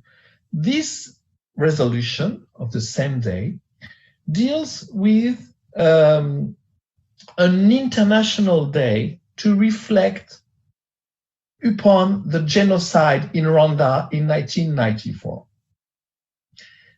So it sets an international day to reflect on the genocide in Rwanda in 1994. Why do I mention that? I mention that because, as you know, I suppose, this terrible tragedy of the genocide in Rwanda, in 1994, was another event on which the UN was hugely criticized for failing to react. The United Nations were informed of the possibility of a genocide in Rwanda in 1994, and they failed to take appropriate action to prevent the genocide and to stop it when it started to happen in April 1994 in Kigali, Rwanda. So you see, my point here, my very simple point is, yes, the main international organizations in the field have failed to react in due course to the COVID-19 crisis. But it's not the first time that international organizations fail to react in appropriate terms to a huge global crisis. I'm not happy with that, but that's just a matter of fact. And I should I think I should have said that from the beginning. Before I became a professor in the French system at Paris Nanterre, I had several positions. One of these positions was I held office at the United Nations in New York at the Office of Legal Affairs for 4 years. So I know a little bit of the United Nations from the inside, because I was there from 2006 to 2010. So that's just to explain, my personal interest in what the UN does. Second criticism, the lack of coordination and cooperation. Well, I will talk about regional organizations later, about the European Union, but and maybe you will teach me things about the OAS, the reaction by the Inter-American system. But I believe that regional organizations have been quite late in reacting and in cooperating fully on that. But for the time being, let's stick to universal organizations. Lack of coordination, there is one striking example. That is the United Nations Security Council. Still today, we are waiting, if I may say so, for a proper reaction by the Security Council to the COVID-19 pandemics. There have been a number of statements by the president of the Security Council, but no resolution adopted by the Security Council with significant content on the COVID-19.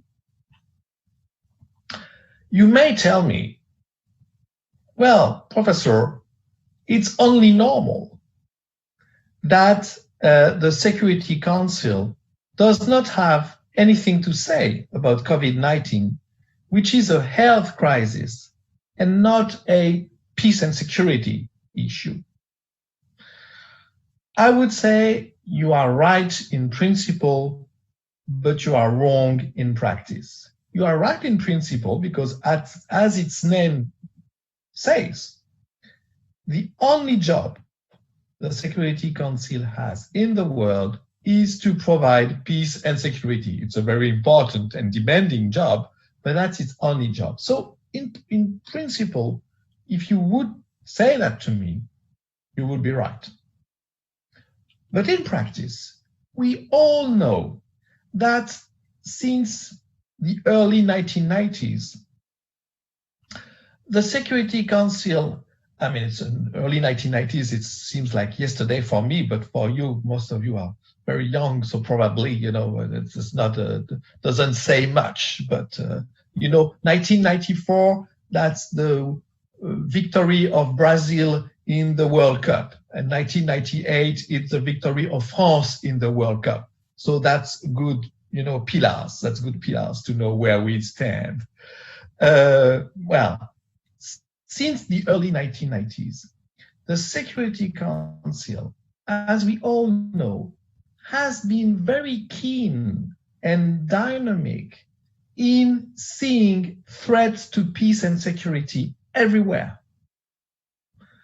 The change of a democratic regime in Haiti, for example, in 1994, threat to peace and security.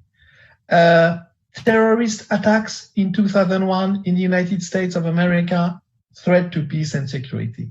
The Ebola crisis in Africa and elsewhere, threat to peace and security.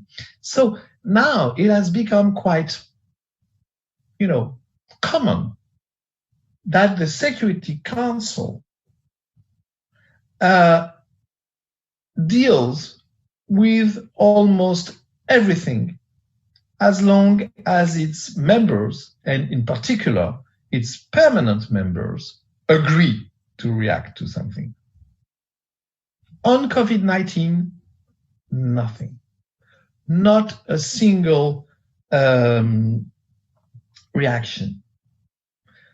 That lack of reaction is very striking. But at the same time, again, it's not entirely new.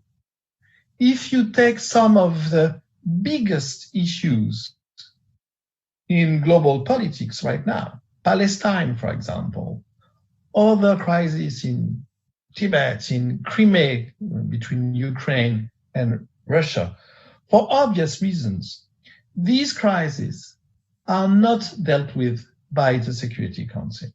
So, it happens from time to time that the Council remains silent. Let me just wrap it up for 1 minute. Lack of reactivity, yes, but it has happened in the past. Lack of coordination and cooperation, yes, but it happens from time to time. And then there is, I think, a third criticism which has arisen since the COVID-19 pandemic has started. And that third criticism, which is less loud than the other ones, which is less obvious, is to me the most important one and the most significant one. That last criticism is the lack of attractiveness for international organization. This is the real novelty of the crisis. It's not that international organizations have particularly failed in their reaction. They have been doing things, and we will see later in this lecture that international organizations have not remained completely silent. They have reacted. They have tried to do things. So we can't really say, I think, that they failed in a way. What we can see is that states, the sovereign members of the international community, have reacted on an isolated basis, unilaterally to the crisis, or by regional groups. They have avoided as much as they could turning to international organizations. They have, circumvented the world of international organization. And that, to me, of course, you may completely disagree with me. Again, that's perfectly fine.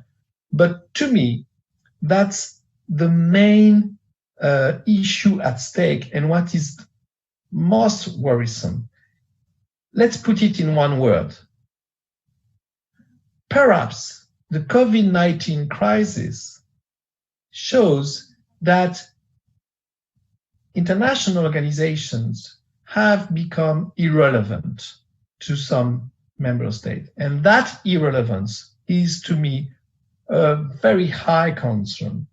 If we don't turn to them anymore, then we will lose all the system which has been painfully built since 1945, a system of cooperation, of meetings.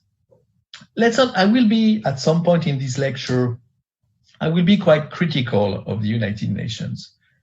But let's not underestimate what the UN has achieved. The United Nations is a place where you can have North Korea and South Korea sitting in the same room, Saudi Arabia and Israel and Iran sitting in the same room. These guys don't like each other, okay? It's not a friend club meeting. This is not what I say. But to have a place where all states, almost all states in the world, may gather and see each other and sometimes talk to each other. That's a very significant progress in the world. Even if you compare the UN with the former League of Nations. If international organizations become irrelevant, by that I mean if states don't turn to international organizations when they have a global problem, COVID-19 is a global issue. I mean, what does it mean to close the borders of one state if you can enter that state from another part? You know, I am a fan of sport. What does it mean for France to close its borders if Neymar, the great Neymar, can't come back from Brazil and play for Paris in the team? Now he has come back. He's in France right now, so and he's in good health. Okay. Great. No, you see my point. Yeah. These, to be serious again, my point is any national answer to this kind of global crisis is irrelevant, makes no sense. If you don't have a global answer, you don't deal with the issue you are facing. You need to have a global answer. And what is the best place to find a global answer? International organizations. Now, what I suggest, what I propose in this lecture for the 30 minutes or 20, 25 minutes to come, is to try to understand why there is this kind of irrelevance coming up, if you want. Try to understand that irrelevance. This is what I call, you will understand that in a minute, the figure, the face of the albatross, the bird, the big bird, the albatross. I will explain that in a minute. And once we have understood this irrelevance, I will suggest to, as a matter of conclusion, some ways to improve the system. This is what I call finding the phoenix. You see the phoenix, that this mythical bird. Today we are with bird that regenerates on its ashes, that gets rebirth on its ashes. So I will try to finish with a note of optimism and see how the system can probably improve and face this kind of situation. But first, let's start with the albatross. Let's start with the irrelevance. If you allow me, we're going to do a bit of poetry to explain the albatross. Where it is? Oh, sorry, just 1 second. I will, here it is. So,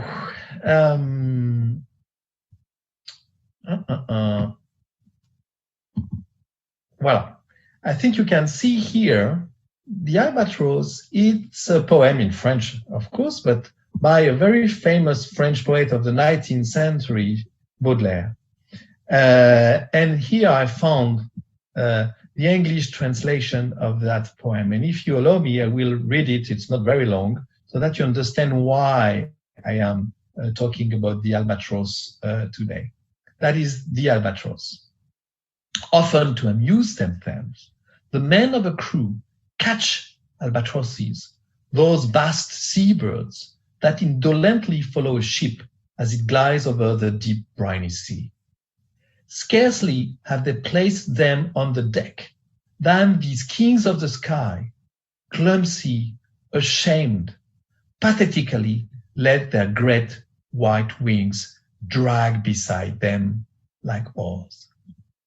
That winged voyager, how weak and gauche he is, so beautiful before, now comic and ugly. One man worries his beak with a stubby clay pipe. Another limes, mimics a cripple who once flew. The poet resembles this prince of cloud and sky, who frequents a tempest and laughs at the bowman. When exiled on the earth, the butt of hoots and jeers, his giant wings prevent him from walking. His giant wings prevent him from walking.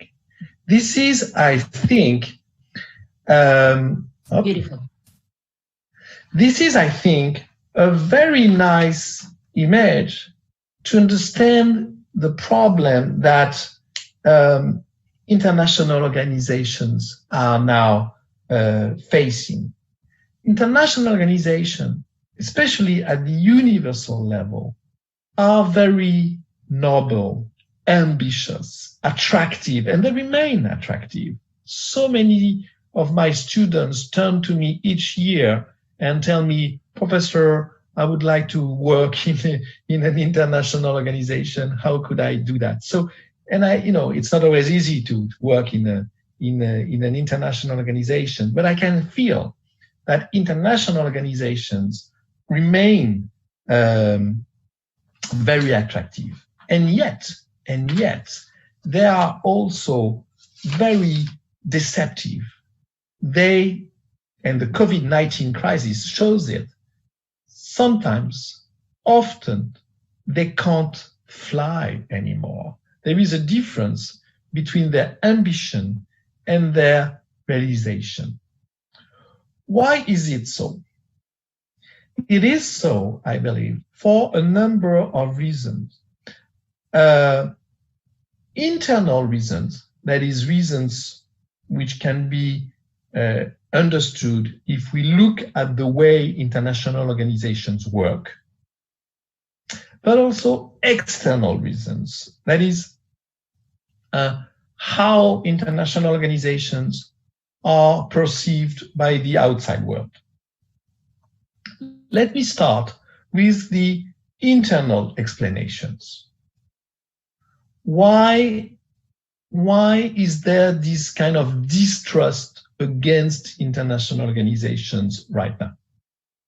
Well, it has something to do, obviously, with the limitation of competencies of international organization.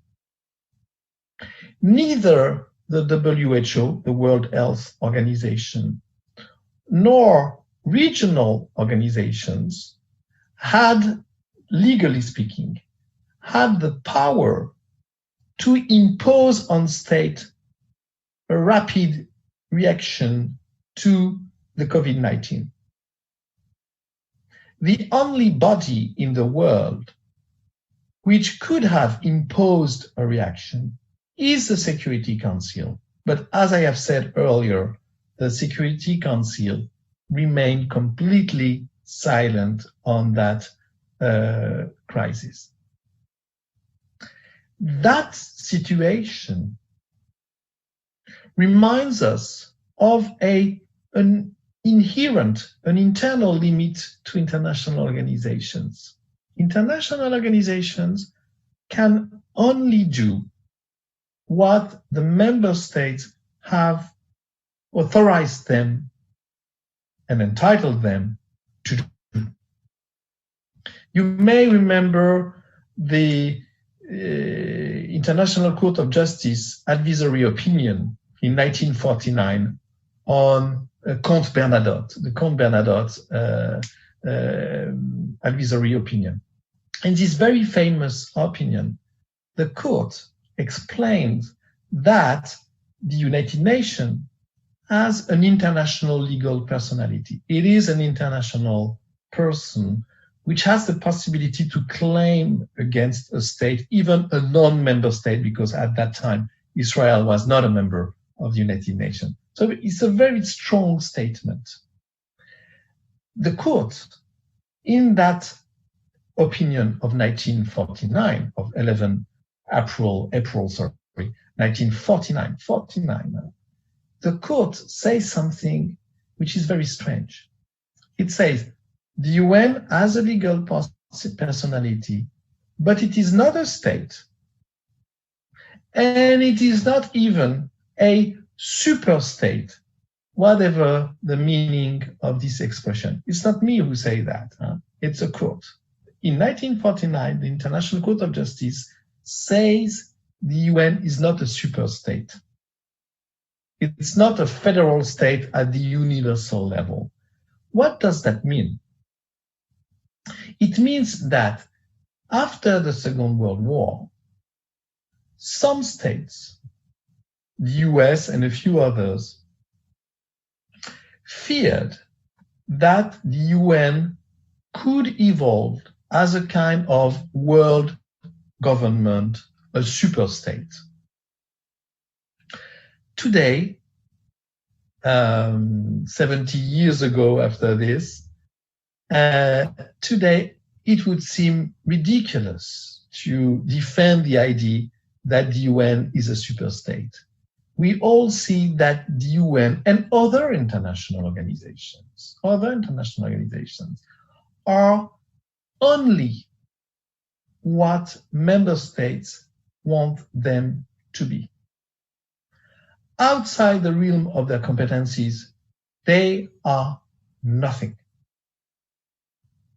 So, you see, there is something unfair about criticizing international organizations too much. Of course, member states will turn to the WHO, will turn to the UN, will turn to regional organizations and say, you have badly reacted.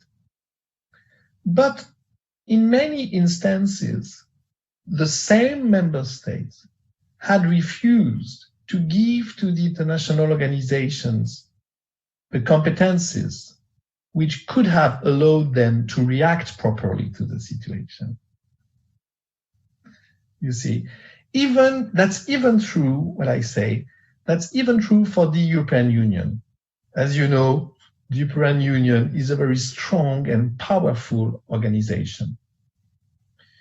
But as far as public health is concerned, the EU is an albatross, is another albatross. Huge wings, no possibility to fly, no power to react to that. The second internal explanations to this irrelevance of international organization is what I call the question of confidence, the question of trust or confidence. Do we still trust international organizations or not? Or more generally, do states still trust international organizations? Well, here you have a series of issues or criticism which may be made against international organization. The first one is all the bureaucracy, this administrative burden of international organization, which would be too heavy.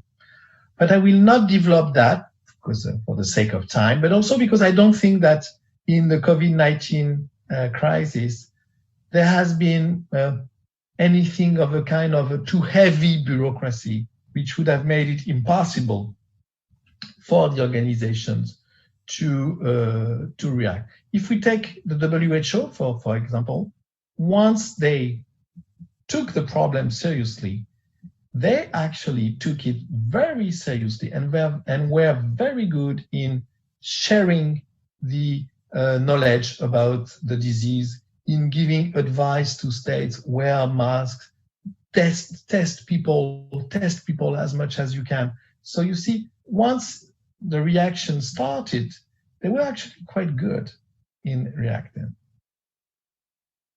The second question of confidence has something to do with the way international organizations are governed. It's a problem of governance. There are some difficulties here. You may have seen these very, let's say, embarrassing images of the WHO Director General kneeling to the President of China, Xi Jinping, when he sees him, as if China was so powerful that the Director General would have to show him so much respect. When you show too much respect to someone, it's very difficult afterwards to stand in front of him and say, look, you have to give me the right piece of information. The problem here is a real one, but let's not over exaggerate it.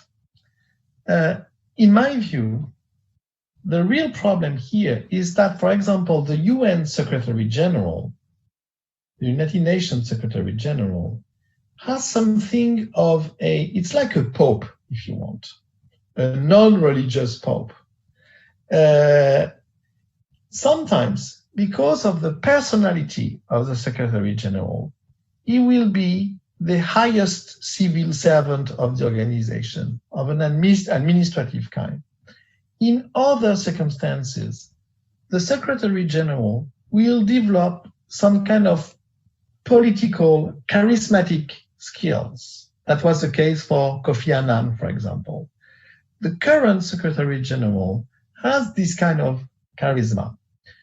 But the point is that you can't rely on that. You need to have an entity which has sufficient power not to rely on the personal skills of someone. That's too uncharted, if you want. It's too risky business to expect that someone will stand up against the crisis.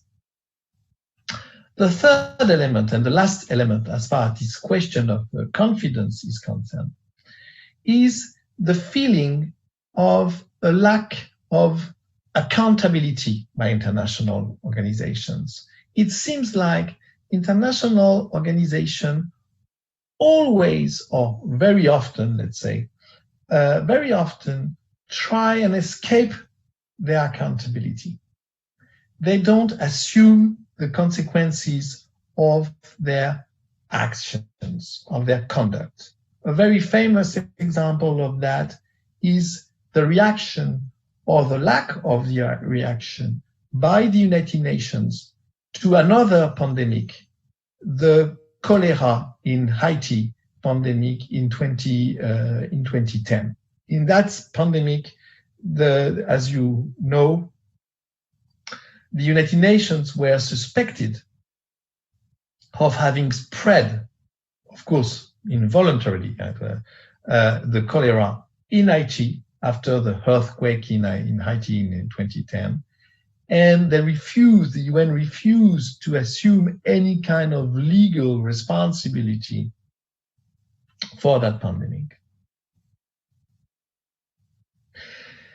Well, so much for the internal explanations. Well, yes, international organization, what does it tell us? It tells us that international organizations are probably weaker than what we think usually. They don't have that many powers, even the most powerful one like the EU. They don't have a strong governance system. It's sometimes a small governance system with no budget, and they don't have the means to be accountable, to assume the consequences of that. That is a good explanation of why states and other actors are sometimes reluctant to turn to international organizations. The other series of explanations are external. I'm going to be quicker on that. Well, what do we see right now? We see basically two big issues, two big phenomena running against the influence of international organizations.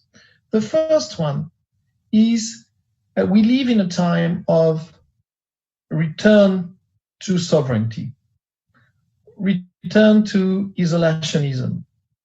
I'm not talking time being of the, let's say, the head of states and governments, which are troublesome. I will say a few words on that in a minute. I'm just talking about states, normal states, if that exists. But as we can see, states faced with the COVID-19 have favored an unilateral approach, not a coordinating one, even when that unilateral approach gave ridiculous results.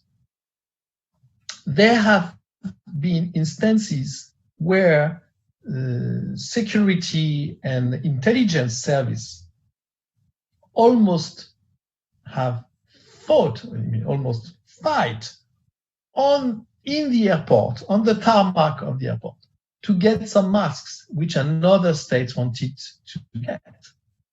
This is where we are. States representatives fighting on the ground, fighting almost physically on the ground to get some masks, to get the vaccine before the other ones. When you see that, you see, it's a disaster. It's a disaster if we consider all the good things that multilateralism has given us in the past. So there is this idea, which to me is a very old-fashioned one, that the state could do everything. Or for states who know that they are too limited, for example, our president, the President Macron, the French president, has recently said that he wanted to support and develop a kind of, I quote him, European sovereignty, a European sovereignty. I mean, and the president of the French Republic may have some defaults. I will not come into that, but he's not stupid. When he says European sovereignty, legally speaking, it does not mean anything. The EU is not a state, it's not sovereign, and will not become sovereign in the years to come. It's impossible, okay? What does he mean by that? He says, we, France, even Germany, Spain, Italy, we are too weak to face this kind of crisis unilaterally. We have to face it at the European level, even though it's very painful. Right at the time we are talking this afternoon, there have been some negotiations all weekend since Friday, and it's still going on, to get an economic plan in the EU to save the economy of weak states facing the COVID-19. And the member states of the EU, they can't reach an agreement to help save the economy of Spain, Italy, Greece, and a few others. They can't reach an agreement. This is where we are. So this idea of sovereignty coming back explains why international organizations have become some kind of irrelevant, but at the same time, we see that sovereignty does not give any rational and convincing answer to the crisis we are facing right now. The second external explanation, and I'm not going to develop that because I'm afraid you know it quite well in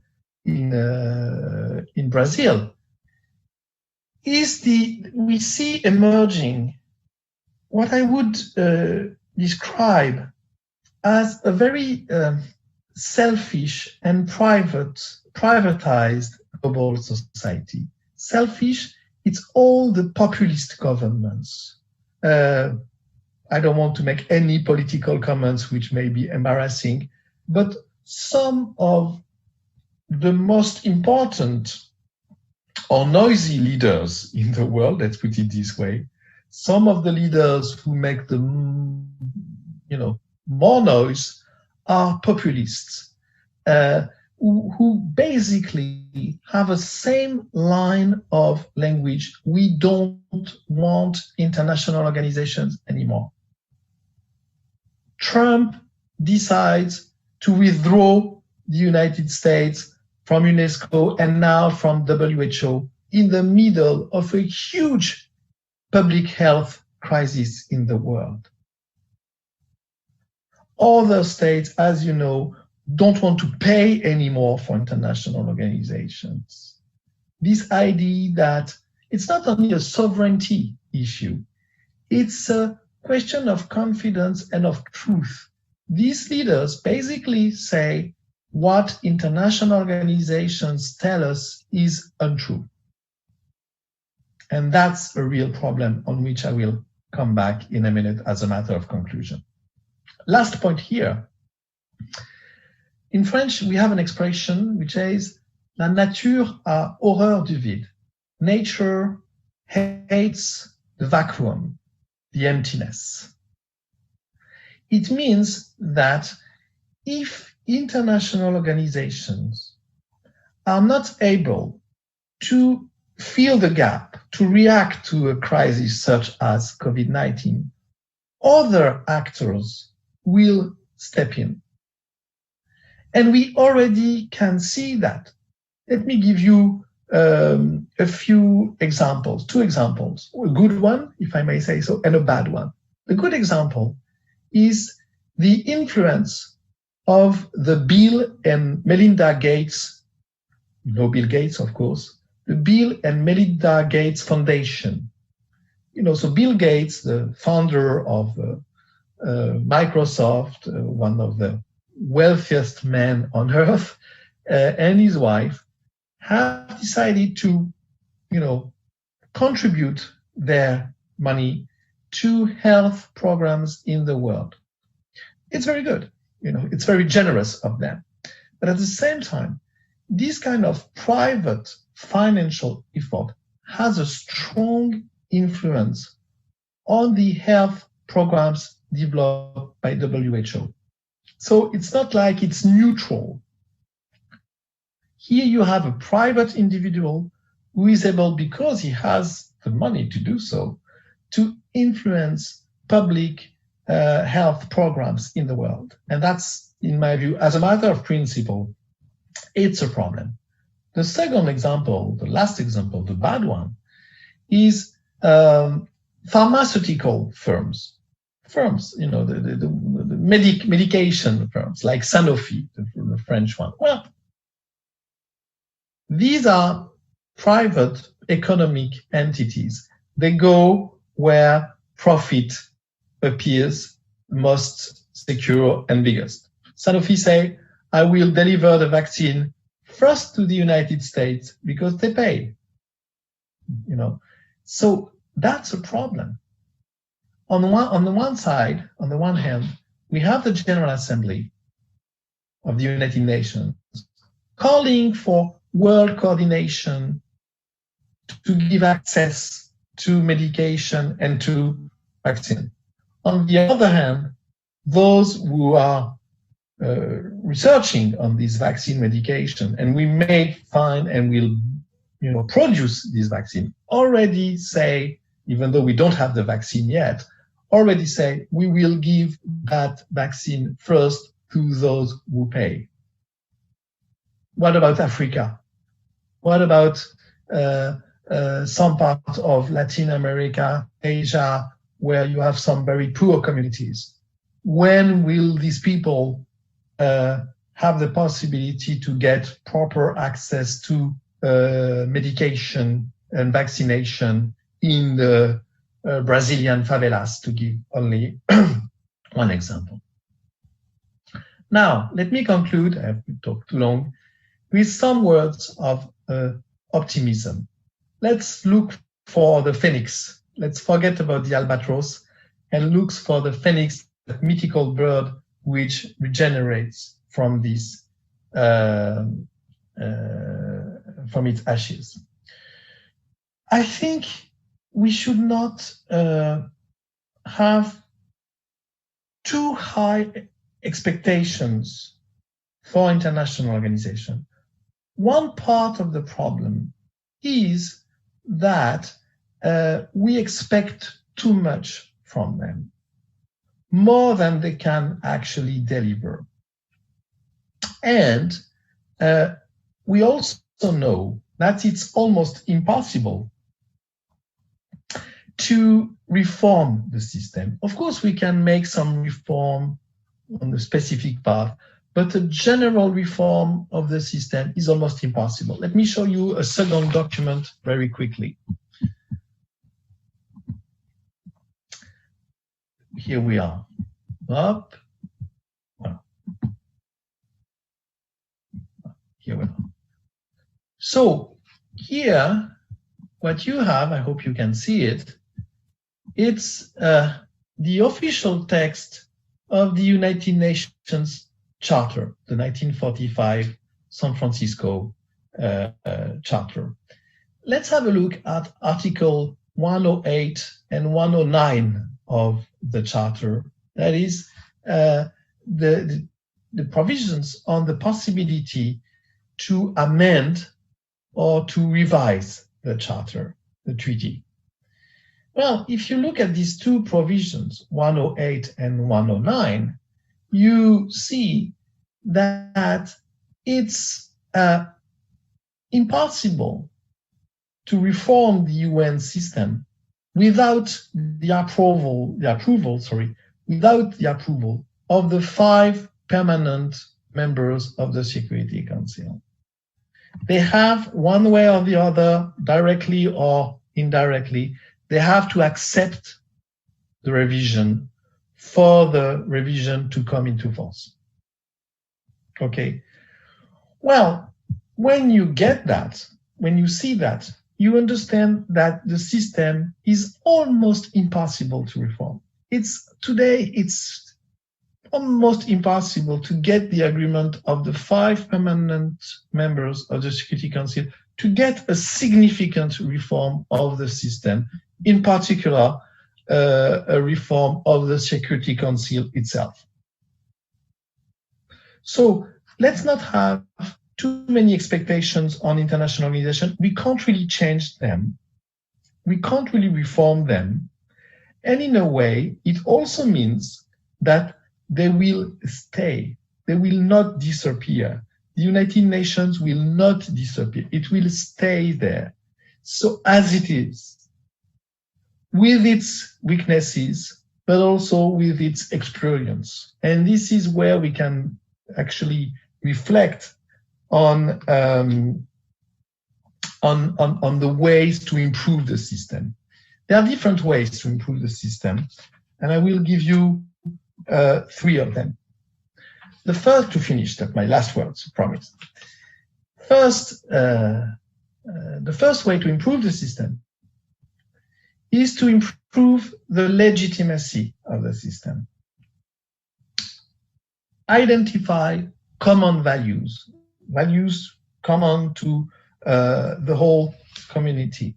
We have done that in the past. We have done that as far as the law of the sea was concerned in the Montego Convention of 1982, where we recognized that the resources on the high seas, under the high seas, belong to the global humankind.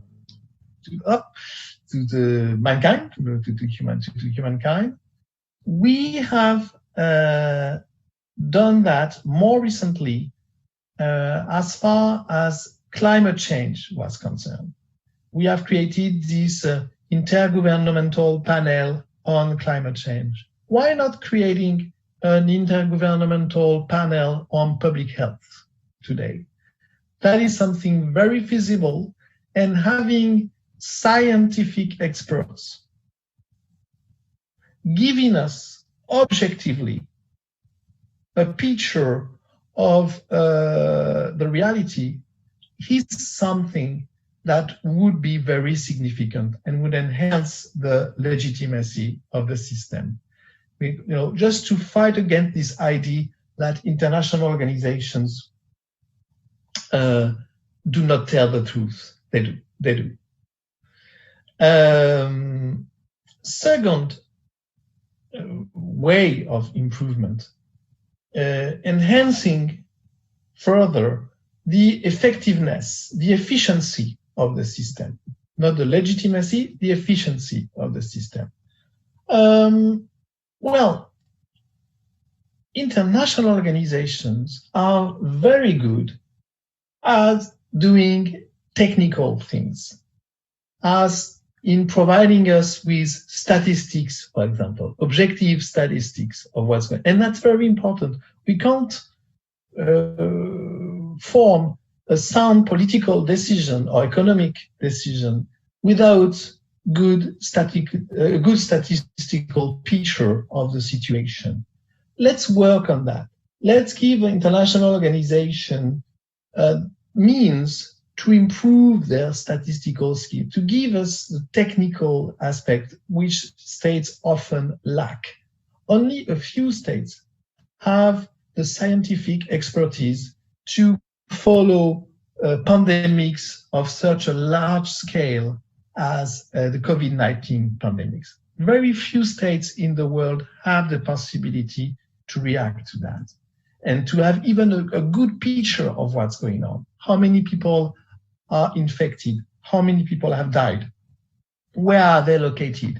What kind of communities are most exposed to this kind of pandemics? Why, etc., etc. Okay. Last, and that will be my last word.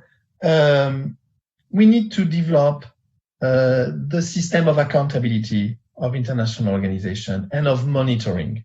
That is, having the possibility developed within organization and in parallel to organization, possibilities to monitor their work and to develop this culture of accountability, which in my view is a very important one. So that is it. You have an albatross, you have a phoenix, and I think the phoenix is something that is a bird which we should not completely forget, because it still has some future. Thank you. Thank you very much, Professor Pierre. It's such a beautiful class we have today. I think all the people was saying to us have the same feeling that I feel right now. Such a better thing. So, Professor, we have 30 minutes for the questions of our audience. So I think we can make some rounds, a first round and a second round of the questions. So I can read. I think we have a bit more than 10 minutes. Huh? I think we have probably 20 minutes, I think. Okay, Professor. So let me see. We have some interesting questions here. Camargo Alves asks, Professor, do you admit the constitutionalization of international organizations as a possible part of the future of international law? What do you think about it? Well, I think the constitutionalization of international organization is an old dream, and I don't believe it will materialize in the classical sense. It may materialize in another sense, but in the first sense, that is, having a world constitution is coming back to this idea I mentioned earlier, the 1949 advisory opinion, the idea that the international organization could act as superstates. You have a constitutionalization, for example, the United Nations Charter would be a kind of world constitution. It is not. It is not a world constitution. It has not been adopted by the peoples. Well, let's look at that again, if you allow me. Here it is. So that's the charter again. Yeah. That's a charter again. But let me show you this. As we all know, the charter starts with a lie, a beautiful lie, but still a lie. We, the peoples of the United Nations. It sounds like a constitution. The people of the world have adopted the charter. We, the peoples of the UN. Look at the end of the preamble. This part. Accordingly, our respective governments, through representative assembly, blah, blah, blah, who have exhibited their full powers, have adopted. The charter is a treaty, like any other treaty. So in that sense, if you want, I don't believe in the dream of a world government and a world constitution. So my answer to you, my first answer to you would be no. I don't believe in that dream. Sorry to be a bit realistic. But my second answer, if we look legally to the issue, would be more cautious. There is some kind of constitutionalization, legally speaking, if we consider that the most important international treaties, like the Charter and a few other documents, have created a set of common values. Peace and security, respect for human rights, respect for the principle of self-determination of peoples. Here we have some kind of, not a constitution of a state, formally speaking, but we have constitutional values. That is, values which are common to the whole community. I was mentioning, I could not find the English word, but I found it again. This idea of the common heritage of mankind, le patrimoine commun de l'humanité, the common heritage of mankind, is made of constitutional values, that is, values which are shared by all members of the international community and have a high normative value. They belong to jus cogens, have a high normative value in the system. Let me just show you the last element here. Sorry, just one second. A very famous provision of the Charter. Here you have it. Article 103 of the Charter. In the event of conflict between obligations of the members of the UN under the present charters and their obligations under any other international agreement, their obligations under the Charter shall prevail. Here you have a sign of a constitutional dimension of the Charter, legally speaking. Professor, thank you very much. We have another question here. I think it's so interesting. Thais Albuquerque, student Thais Albuquerque asks, Professor, not all countries agree with the WHO recommendations. Would an international treaty be feasible to formalize the recommendations to be taken by countries in case of the pandemic? I thought she asked about we can make some treaty to foreseeable the countries adopted the recommendation of WHO. What do you think about it? So interesting. Well, thank you for this very relevant question too. But I will answer that question with a question. Okay. Who makes treaties?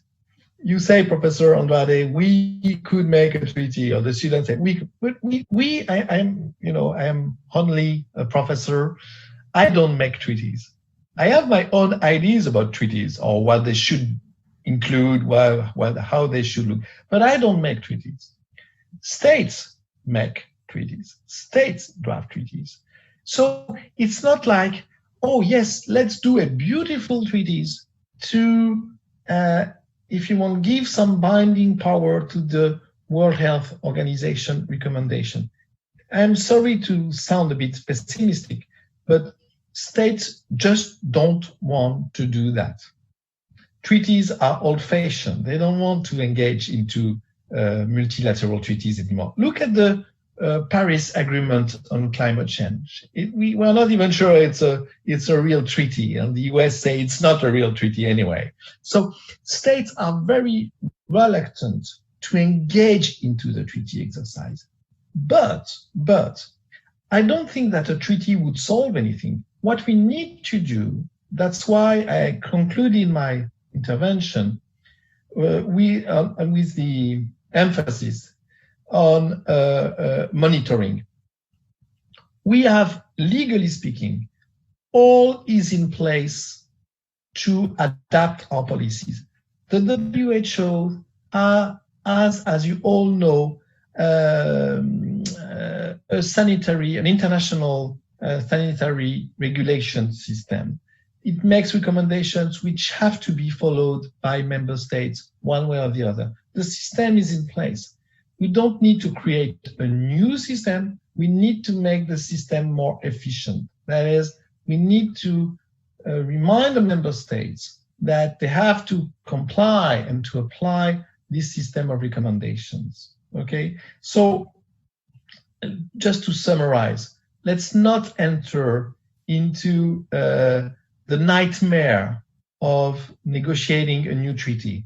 Let's just apply the treaties we have, apply the international health regulations of the WHO, which is a very good system, which we already have. And if you already use the existing mechanisms, that would already be quite good. Okay, Professor, thank you very much. We have someone question, so especially because it's about the albatross syndrome. So Rodrigo Franco asks, Professor, is this albatross syndrome a monopoly of international organizations? Or would you say that states also have wings large enough to fly in a world largely institutionalized? Well, Rodrigo, it's a very good question. I think that international organizations, in some respect, have acted like a child. You know, I have 3 kids, and you know how kids are. They always tend to want to get more, especially when it's sweet and candies, than you can and than you should give them. And international organizations are a bit like that. They have, at some point, considered that they could do everything, that they could have very large wings and deal with any issue. And the Security Council of the United Nations has acted this way in the last 30 years, with a lot of problems created by this kind of conduct.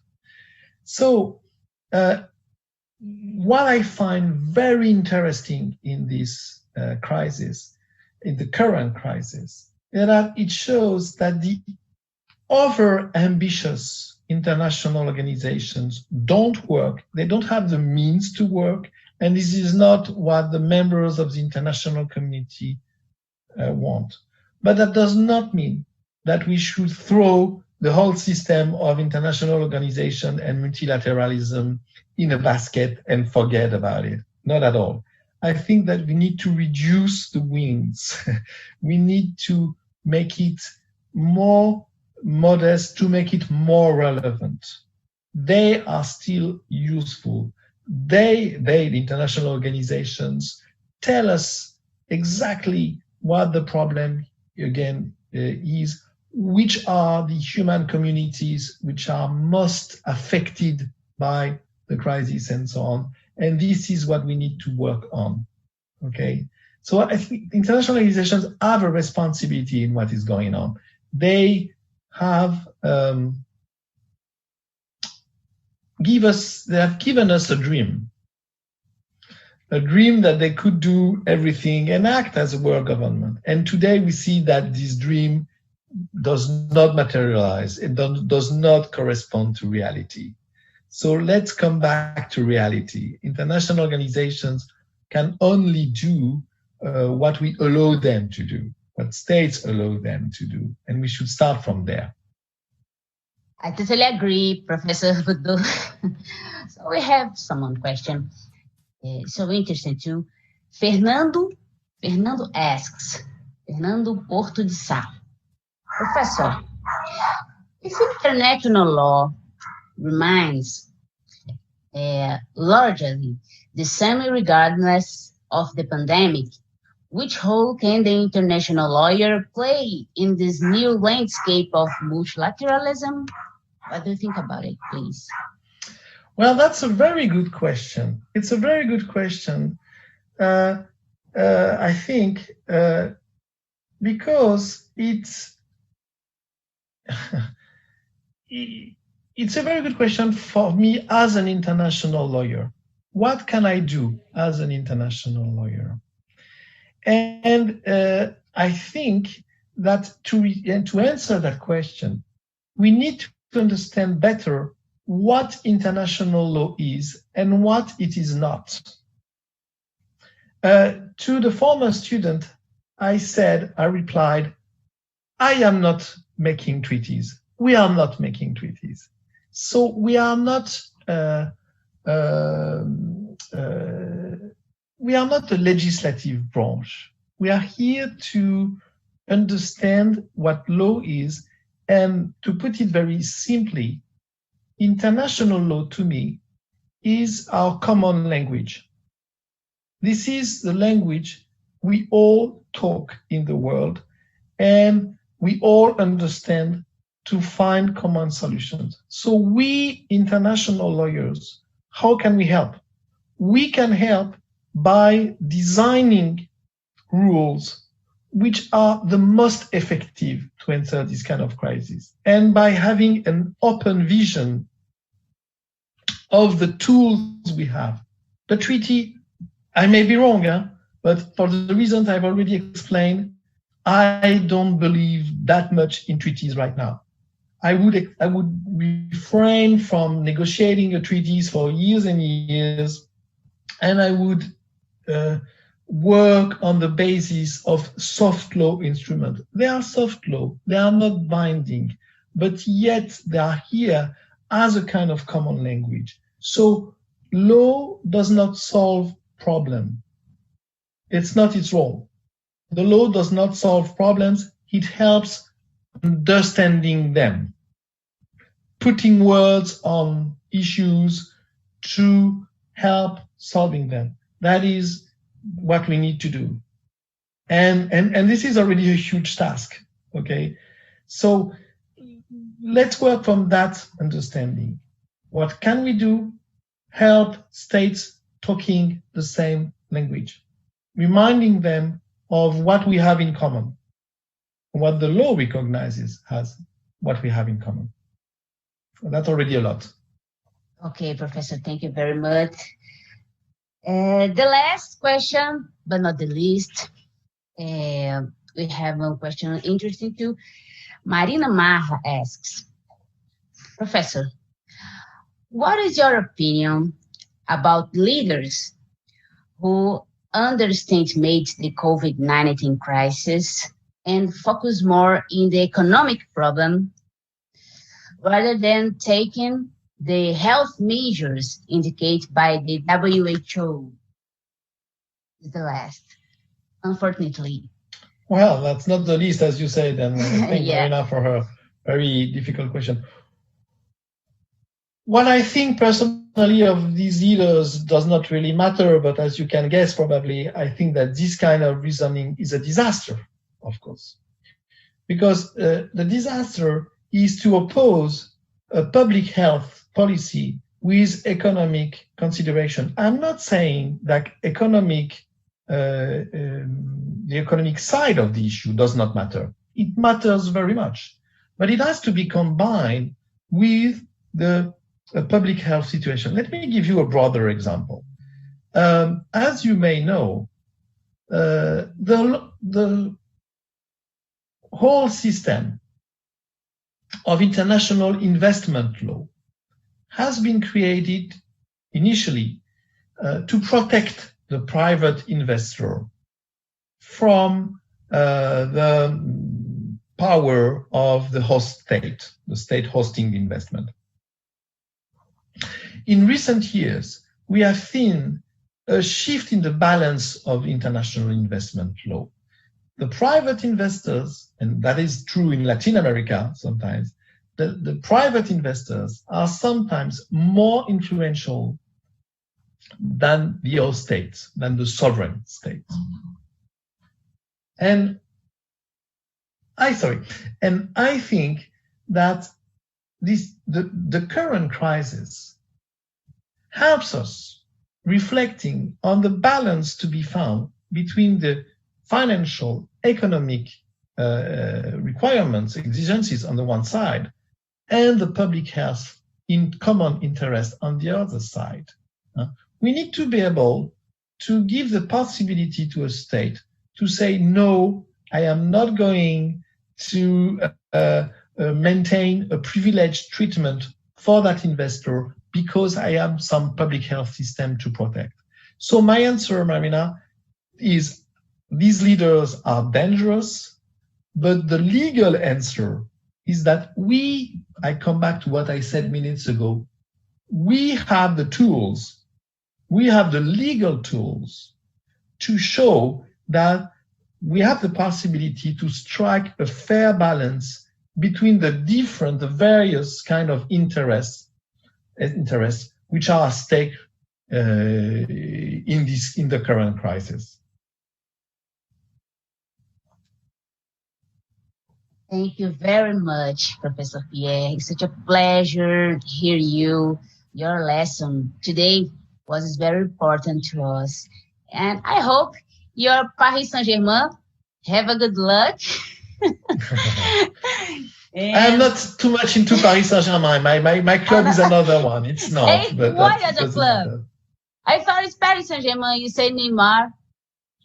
Because Neymar, we all admire Neymar. But what is your team? My team is Nantes, in the west part of France. Nantes, okay. Nantes, so good luck for your Nantes. And thank you so much.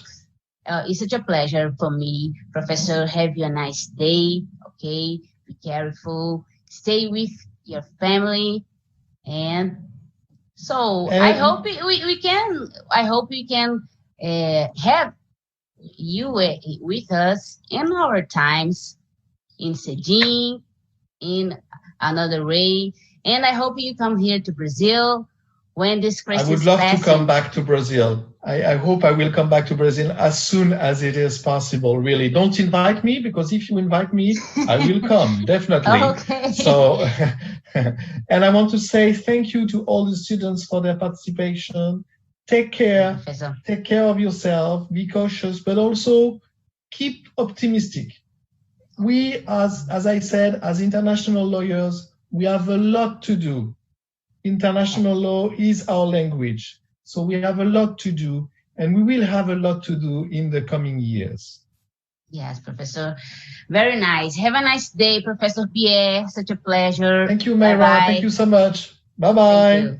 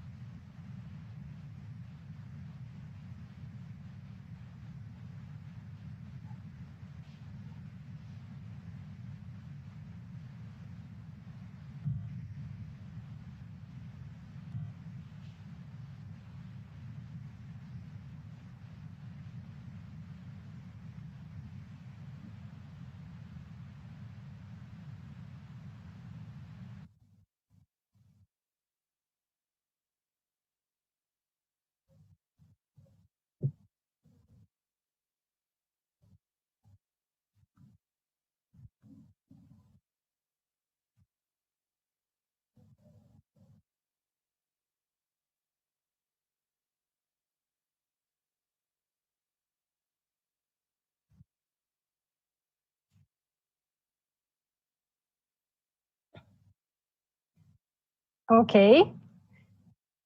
So good afternoon, or good morning, good evening, everyone. Welcome back. I'm here today with an extremely pleasant guest, which is the Ambassador Maria Teresa de Jesus Infante Caffi. Welcome, Ambassador. Thank you so much for being with us today. I'm gonna make a quick presentation. She is the Ambassador of Chile in the Netherlands. She's also a professor at University of Chile's Faculty of Law. She is the president of Chilean Society of International Law and also a professor of the Chilean Diplomatic Academy.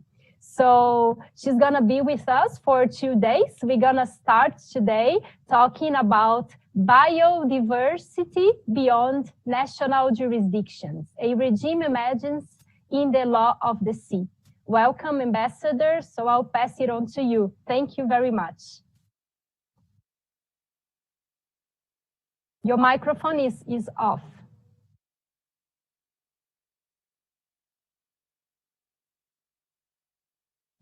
Ambassador, your microphone is off. It's off. Now it is okay. It's on, yes. Now it is on. Thank you very much. I'm really absolutely honored to be able to come back, although virtually this time, to Belo Horizonte, where I taught 10 years ago. And I don't feel much older, but I think I was too young when I went to Belo Horizonte. It was a very fascinating moment. And I had never thought that I would be back one day, yes, on this, through this special technique, and to teach about another subject. Let me express my sincere thanks for this invitation. I think this is a good moment to discuss about the subject I'm going to introduce.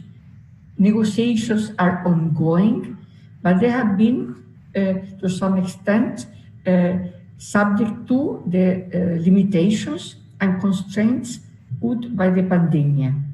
So the pandemic has created a timeline which was different than the timeline that was adopted or agreed upon a year ago. But it doesn't mean that the subject is not being discussed, and states will have more time to prepare themselves to agree on something. We will discuss in these lessons, during the lessons, what are the possibilities? Is it probable? Is it foreseeable that states will achieve an agreement on a regime that would apply to resources that are beyond national jurisdictions and which are unique or which are of unique importance for the work that laboratories, states, scientific research centers, and other institutions are conducting on the genetic code or genetic resources. This is of paramount importance for the future. At the same time, the subjects intertwine with other subjects that are being dealt with in international law and in the law of the sea, including fisheries, including environmental protection, including seabed mining, and the question of minerals or mining exploration and exploitation in the seabed, and so on. So I will go point by point, according to a choice I have made, trying to explain what are the subjects, what are the elements, what are the core issues and problems that are being dealt with by working groups or commissions or facilitations within the conference that is negotiating this subject, and looking at those areas in which it will be absolutely necessary to accommodate positions, basic positions among states. Let us say at the beginning, from the onset, that we're going to deal with something that entails practical interests, or an interest for the practice and for international relations, not only for law. Because of this paramount importance and the attention that was being paid on these resources, law started being agitated. That was some years ago. Geography is a subject that we have to understand very well, and also some definitions, legal definitions, legal frameworks, and of course, the possibilities to reach agreement on certain issues that are interrelated or that create interfaces between law and science, technical development, and economic interest.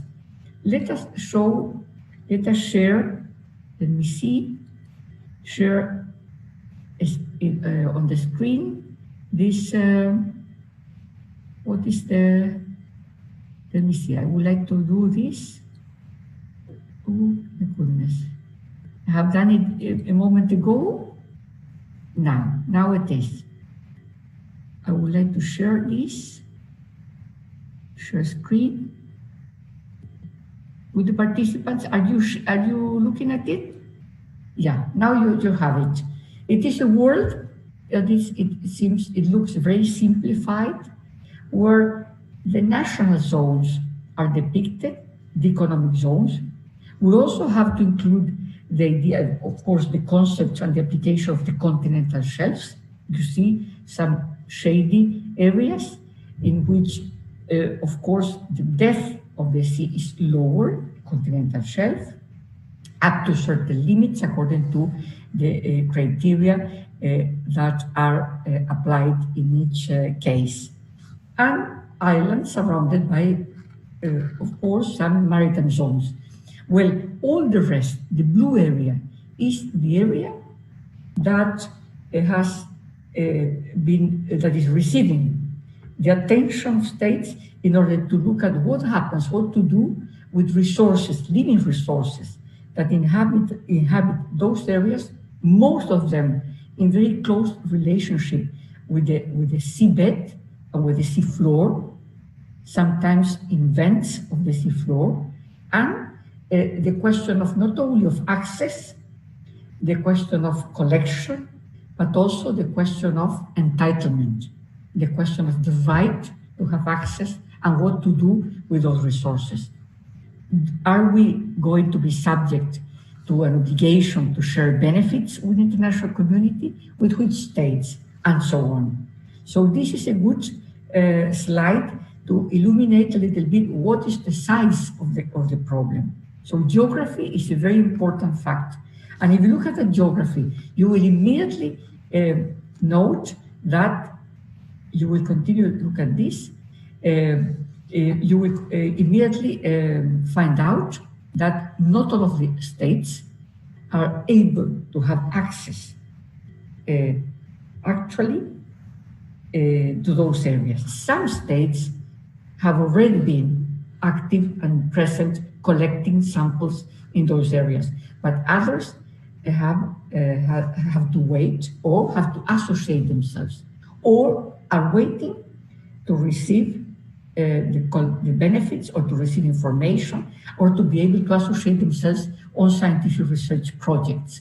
So the question of the interest of the international community is behind this issue, this geography. And then we have to ask ourselves about the place of international law. As an international lawyer, although sometimes I do not practice international law, but I live in a world which is surrounded by international law, by some international legal problems, I think it is absolutely appropriate to put at the upfront the question of the place and role of international law.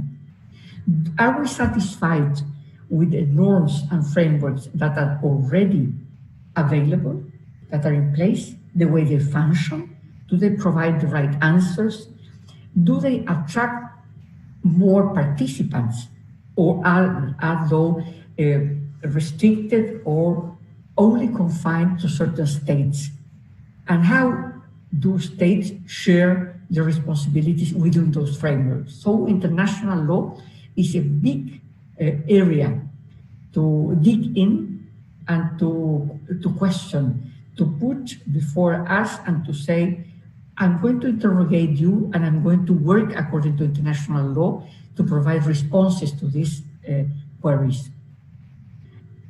Now we're facing a moment in which we're trying to build pathways for ocean governance and to provide answers regarding the legal status of these resources.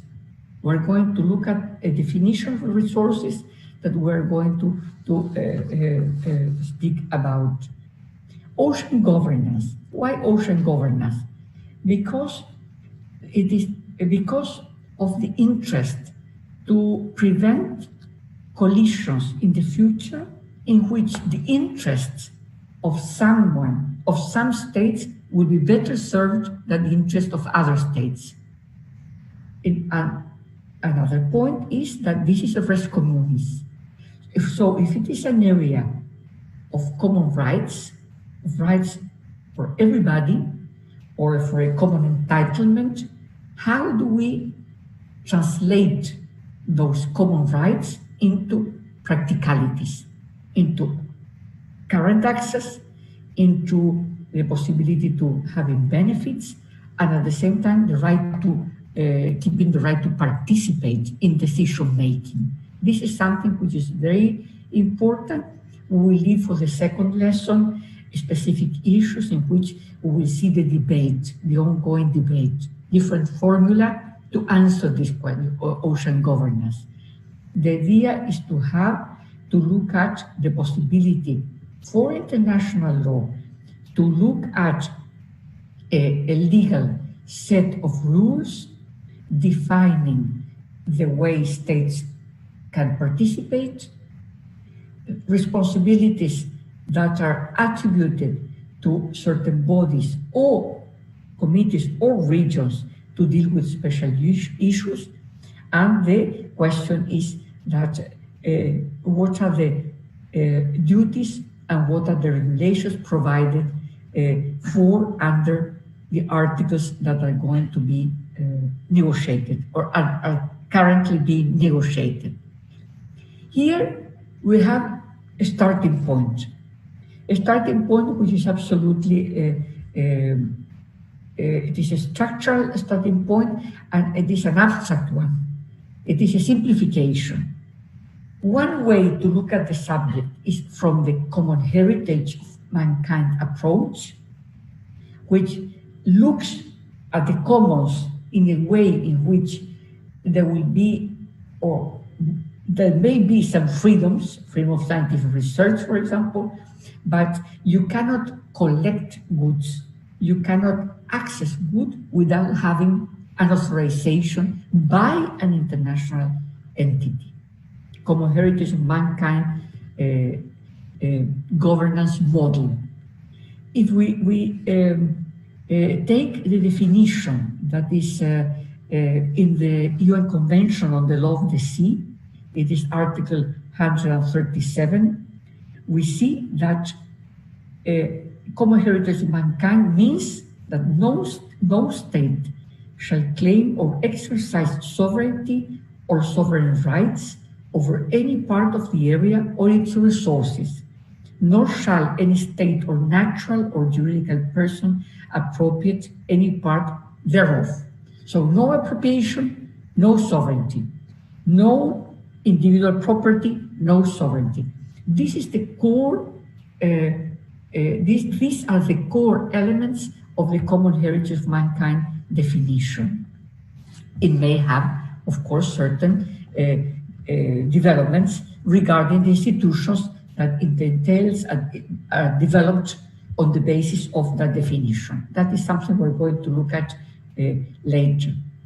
Or we may have, instead of looking at the subject from the common heritage of mankind perspective, which is a common perspective that needs an infrastructure, a legal infrastructure, we may have another one, which is let us continue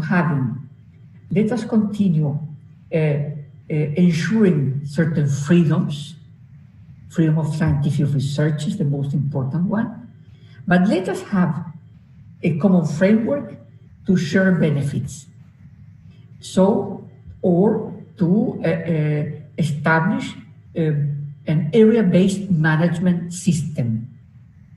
So we manage the system from a different perspective, which is also common, but we're not going to dig on, or we're not going to build the system on the basis of the non-appropriation and no sovereignty.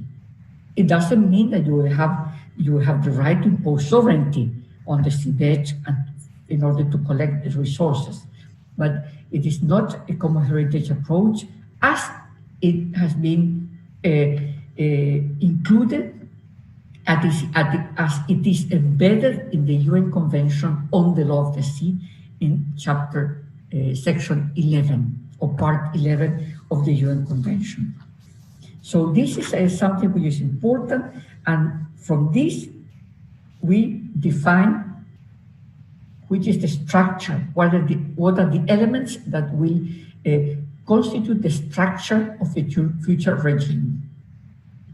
Let me tell you that in the political discussions illuminated by legal components, economic interest, of course, even maybe geopolitics, as it is fashion now, there was the question of, is there a legal gap regarding these resources, or if there is no legal gap and we can inspire ourselves, taking the example of the common heritage of the benefit sharing models that already exist and rendering accountable those that are participating in the system with strong responsibilities, with strong liabilities when there are irregular activities and so on. So no legal gap. Yes, there is a legal gap. We have to fill in. We have to provide an answer to this. So let us look a little bit at geography. Are you looking at this the slide always? Okay. I want to show you another one which is important. Stop share, and then I go to another one, isn't it? This one. Share here. Is it okay? Yes. According to certain studies I have consulted, all of them online, because I have not had access to the bibliography which is printed at the university or scientific centers, but it is very abundant. It shows that 98% of 1,600 gene sequences associated with species found in the deep sea and hydrothermal vents are owned by actors located or headquartered in only 10 countries. This is a tremendous figure and a very impressive reality. This is not illegal. This is legal because most of them or all of them are operating under national laws and according to some international treaties that protect intellectual property, that provide for the protection of intellectual property. You have to play according to fair rules in trade and other questions, but this is a very sensitive issue. So you have already the capability in the world to look at the map of the deep seabed and to look at the map of these hydrothermal vents and to collect certain resources to look for elements, genes, materials that will provide you with the basic goods to produce medicine, cosmetics, vaccines, maybe, you name it. So this is something which is very, very sensitive. And this figure is important because there are models in the world through which states have accommodated themselves trying to share knowledge or to share a common approach towards certain goods. But you remember that in UNESCO, there was a declaration some years ago adopted on human genes. It is UNESCO Common Heritage of Humankind, but it was a more symbolic declaration. It did not render the genes of humankind a common heritage of mankind. It was just more symbolic in the sense we have to assemble our efforts in order to facilitate the studying and the researching on those areas in order to spread the knowledge and to invite more states and societies to participate in this knowledge. It was more to produce a kind of scientific interest worldwide, supported internationally, to share knowledge, to share laboratories and so on. But this declaration did not change the legal pattern in which you have access, you develop a certain knowledge. The gene is not to be patented, it's not subject to patents, but you can develop knowledge on the basis of the genes. So you can use the code that is part of the gene in order to produce other goods and so on. And that is maybe subject to patents. There is a good example of assembling forces, assembling interests, and gathering stakeholders to look at not the joint production of patents, but the joint access to certain patents at very beneficial terms. This is with HIV. With the program that was launched within the UN some years ago because of the grave situation of HIV in the world and the possibility of having access to medicines, not to vaccines, unfortunately, to medicines. And it was the idea that patent holders are paid a royalty by those using the patents with a pool managing the negotiations, the licensing arrangements and payments. This is very important because there you see that there are some efforts and models trying to produce groups of stakeholders having access or reaching out for certain goods in a more beneficial way. But in the law of the sea and in the seabed, we're far behind this movement. But what we're trying to do is to negotiate a regime applicable to the resources, not to the products of the resources only. It is to the resources, genetic resources, living resources, leaving aside fisheries and commodities, those resources, to produce other goods which entail the possibility to produce patents or to be patented or to produce new materials. So this is something which is very, very important, and we have to look at the possibility to work together. Let me tell you the following, that I'm going to move here and I'm going to share this, stop sharing that. I'm going to share another slide, which is very interesting, and that was, yes, this information I have found in the WWF, which is World Wildlife Fund. It is that marine biodiversity includes coastal and marine plant and animal species, their genetic variety, the habitats and ecosystems they form part of, and the ecological processes that support all of this. So this is a very complex reality. It includes coastal and marine plants and animals, the genetic variety, habitats.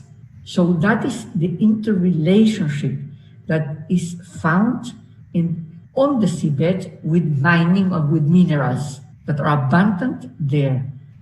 And that is one of the fears or the risks in mining on the seabed when there will be an impact on biodiversity. And this is one of the issues that we've been dealt with in Jamaica in the premises of the International Seabed Authority. A very important concern of state parties. And ecosystems they form part of. Which are the ecosystems? Large ecosystems, confined regional ones. This is a fascinating area to define and to look for the best models to manage these areas. And all the processes, all the for production, temperature. So this is why this subject is not absolutely away apart from problems that are being addressed in other settings: climate change, fight against pollution, environmental protection, and so on. And according to the WWF, there is a far greater diversity than in land. I hope it is true. I think it is true. I have to trust this information. It is a big diversity of animal groups that on the land, on Earth. Well, this is fantastic scenario for researchers and for people wanting to learn more about what the future will entail. How far can we go in our studies and our concerns? Let us move now to the idea to have to the question of definitions. Do we have definitions on this apart from the scientific definitions? We have on these resources. Well, we know we have at hand one definition, which is provided by the Convention for Biodiversity or on Biodiversity, on biological diversity, which is the CBD, that was adopted in Rio de Janeiro. It was in 1992. And it has so many parties that it is very representative of a shared view on a definition. Genetic resources means, also the concept means, but they mean genetic material of actual or potential value. And genetic material means any material of plant, animal, microbial, or other origin containing functional units of heredity. So this is absolutely fundamental. The question of the content of these materials, functional units of heredity. This is the subject we're talking about. It is an area that was discovered many years ago, that was known, but the legal problem arose once states realized that benefits were being developed and were of an increasing importance for the conduction of research and for medicine development and other areas. And second, because of the interrelationship or the relationship with certain activities that were impacting on the seabed, that was mining. So there is no mystery that when we look at this definition and put in the context of mining development on the seabed, there was a clash of views, there was a kind of friction, and things started being ignited and producing concern and trying to some extent put some speed up in the process of dealing with these materials and so on.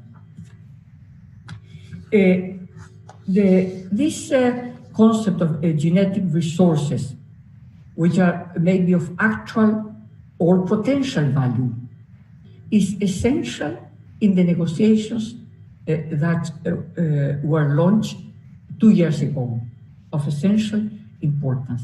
Do we mind about genetic resources or not? Do we mind? Do we have a policy on this or not?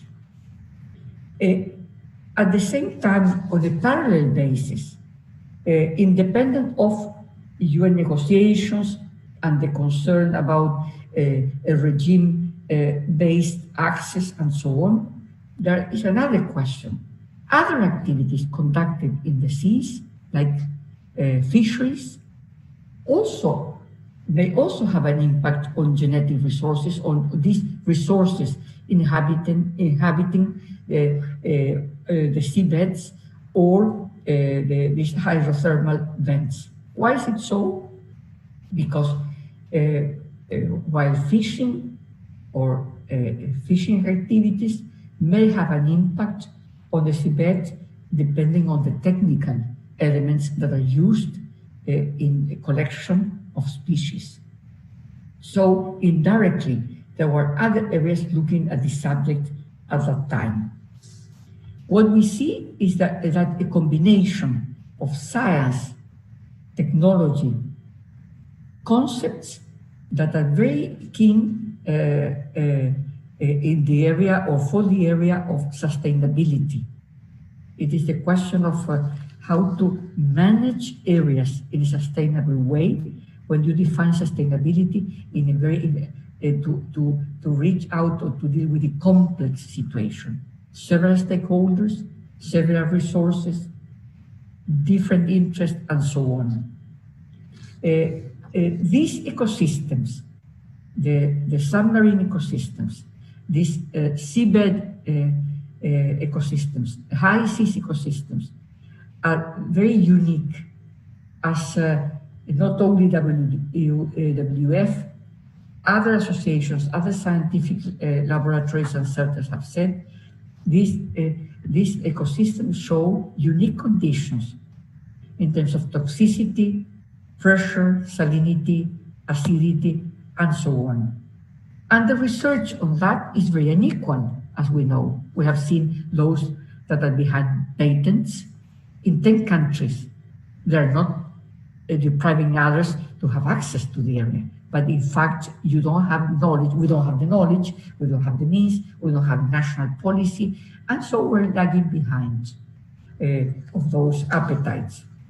So the question of interest was being enriched, was being illuminated by ideas such as, let us look for a framework. Let us look at the possibilities that are provided for by the UN Convention on the Law of the Sea and look at how we can work from those provisions of the UN Convention for the Law of the Sea and to supplement them or to interpret them or to apply them in a way that produce or that leads us to an agreed framework. The question of imbalances was of paramount importance. In those imbalances, we may see that there are countries that are very close to having good technological developments. There are some identified or defined as developing countries with very fine laboratories. Most probably Brazil is among those, India, Argentina, Mexico, South Africa. Some countries that may have, or many other countries that may have a good scientific program dealing with this. But the question is that when we have more than 100 countries and small island states, most of them developing countries, we also have countries that are landlocked. So you have a complexity, a political complexity that you have to, we need a more inclusive framework. And this is something that is important. Let me move to some models, just to mention some models that have been developed in the world to deal with the question of genetic or banks or reservoirs or laboratories to help states to keep the heritage that belong or the heritage that belongs to certain areas or communities in a way that is guaranteed. There is one agreement that has been a successful one in the world, but it is a limited one because it only deals with genetic resources for food and agriculture, not marine resources. It is for seeds. It is an agreement that was adopted in 2001 within the FAO premises, or the FAO auspices, under the FAO auspices, and it is an international plant treaty for conservation and sustainable use of plant genetic resources for food and agriculture. This is one model which is based, of course, on the collection of those genes or plant genes in situ and being kept and preserved in certain laboratories, being studied, developed, in order to guarantee those countries in need that they will have a reserve of genetic resources to plant and to continue producing food and so on. This is a model that has been successful as far as I have seen, and it acknowledges traditional knowledge. It aims at producing, at improving access and benefit sharing. It is also an agreement for a transfer of materials in a sound way, so to prevent conflicts and to provide means for cooperation. It is not something which is just charity. It is interest also. It is the interest of the states to do this. So if they're going to gather resources, it is also because there is an interest of the state itself. There are 64 species that are involved in this system. This is a limited model, but this is a model in which the humanity and states have been able to come to an agreement on certain genetic resources. Are we going to have something for the future, for the seabed or for the high seas? Let us look if we are able to build a regime looking at that or taking into account those questions. Let me see. We're going to put another. Let me see if this is. I'm going to look at a good slide to explain. Is the points of departure of our own, of our negotiations, and here it is. Point of departure. We have had a long introduction, but this is to feed a little bit the interest, to put food on the table. We know that there are resources, very rich ones, abundant, even more abundant than on the land. The access to that is open because there are no limits. There may be limits because other regimes produce certain limits, environmental regimes, question of climate change and so on, and subject to environmental impact assessment. So we have to take into account biogenetic resources. But the question of having a common ground, how to have access, and how to create benefits, how to manage the areas, how to decide who is going to review and who is going to look at the environmental impact assessment when you are going to conduct an activity. That is something to be developed. That is the core of the future regime. Points of departure, to summarize what I've said, either we look at those genetic resources as residual use, so no owner, no ownership, but the possibility to collect and to appropriate by legal means, not only in fact, but also in law, of those resources to appropriate, and then you do what you want to do with them. Res communis, if it is a res communis, so there is a common responsibility. But res communis means something that you have to develop. How to translate that in something that is not only legally sound, but also technically possible, and that provides the possibility to bring the voices of those that do not have access to the sea, or those countries that are small island states or small states with a lesser involvement in marine affairs, or common heritage of mankind.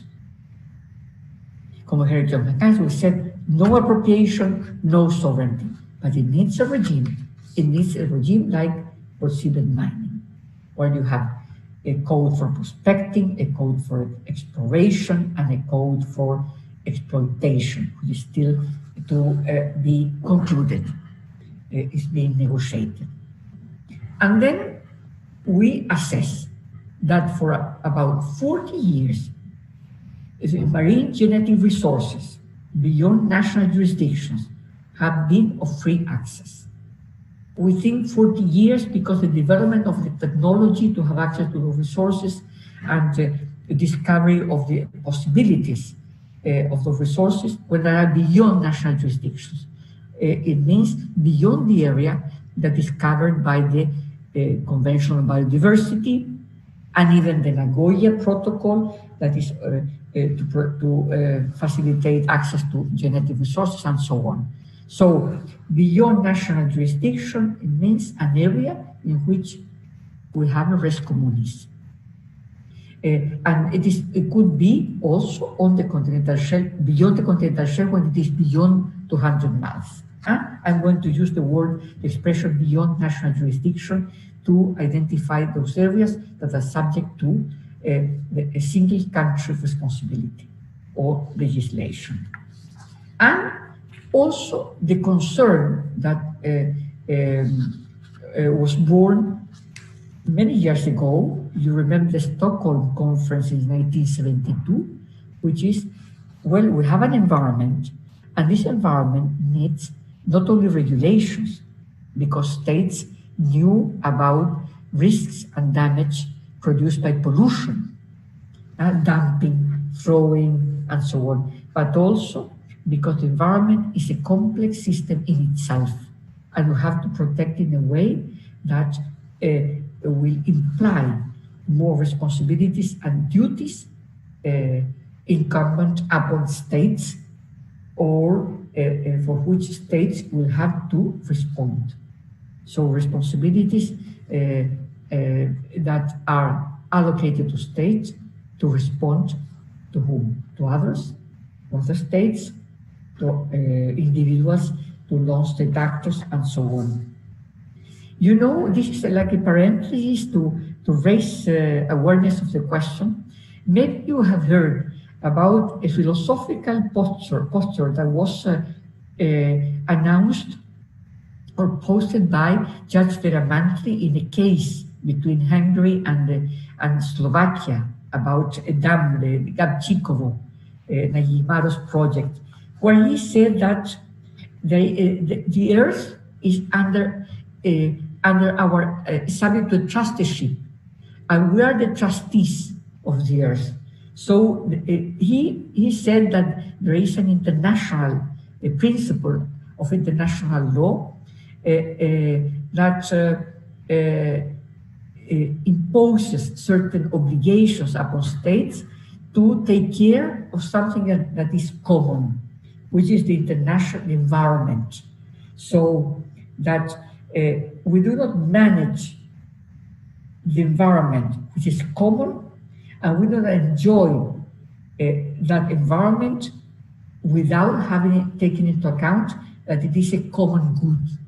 This is a philosophical approach with a legal expression.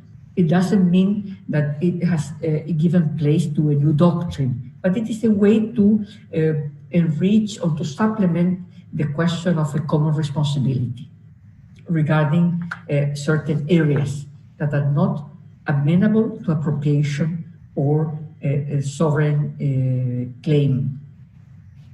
So what he said that we are, to some extent, we have some duties to protect and conserve a site dedicated for the benefit of present and future generations. So we're getting very close to certain common ideas that are inspiring or underlying the law applicable to the environment.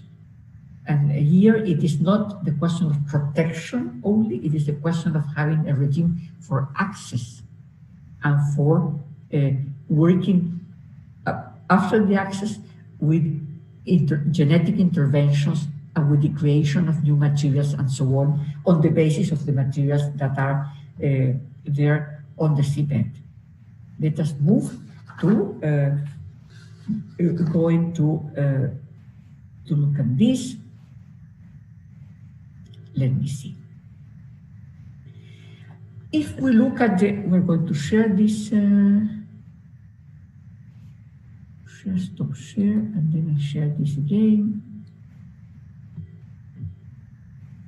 Okay, we're going to look in a very summary way to the main provisions of the United Nations Convention on the Law of the Sea that may have maybe of importance or may have an influence on activities in the area we're talking about. Then we're going to move to the negotiations and the historic development of the negotiations of on marine genetic resources or biodiversity beyond national jurisdiction. Let us look first at the high seas. The high seas is the area, you have seen the photo, you have seen the slide showing that huge areas of common subject to a regime of the commons, no individuals, but many activities under the flag of states, different states, not only coastal states. The basic principle is freedom of the high seas.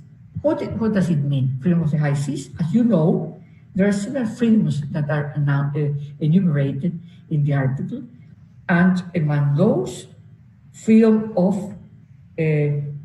to construct artificial islands and other installations, subject to certain constraints, freedom of fishing, subject also to conditions, and freedom of scientific research, subject to, of course, parts that are devoted to scientific research.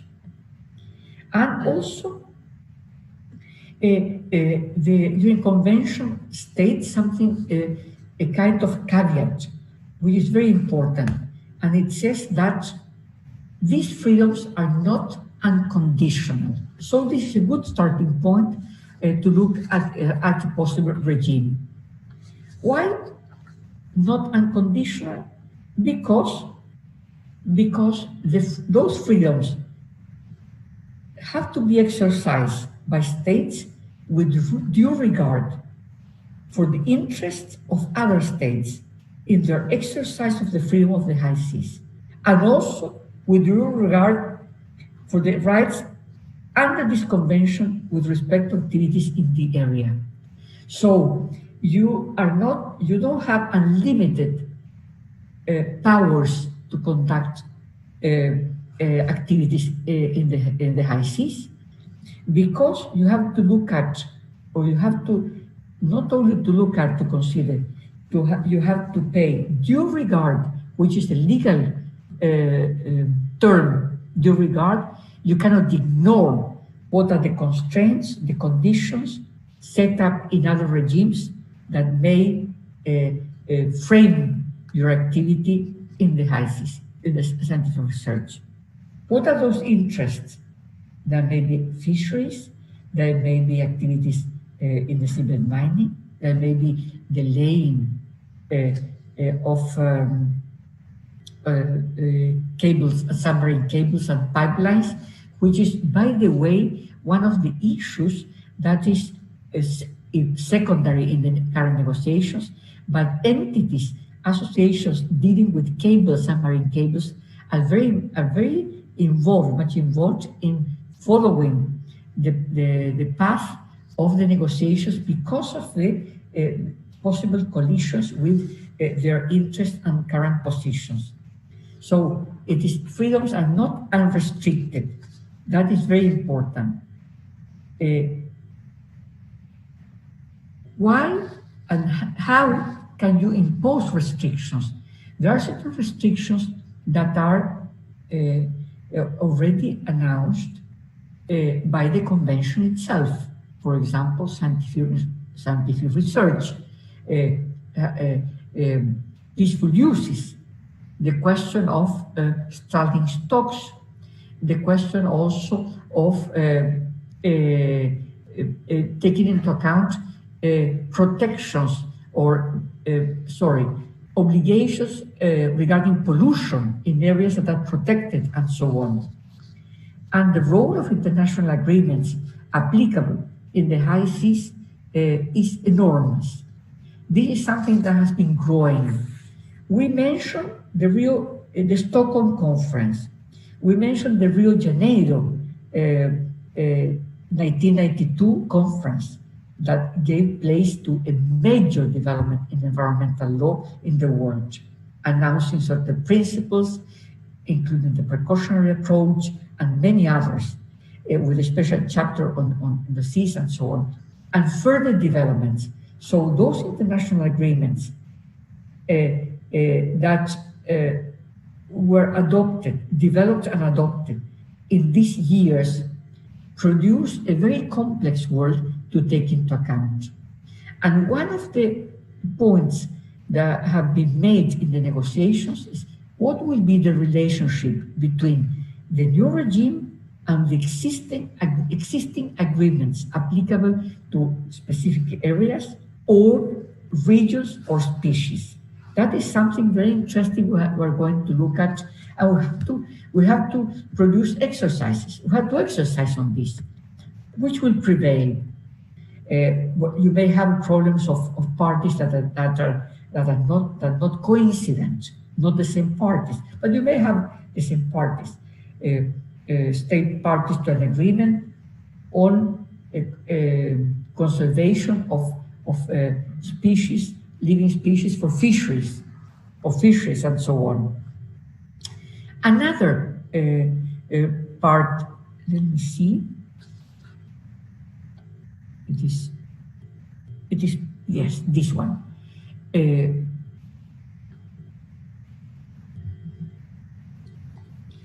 Another section of the UN Convention, we have the High Seas section, part 7, we have part 12, which regards the obligations to protect the marine environment.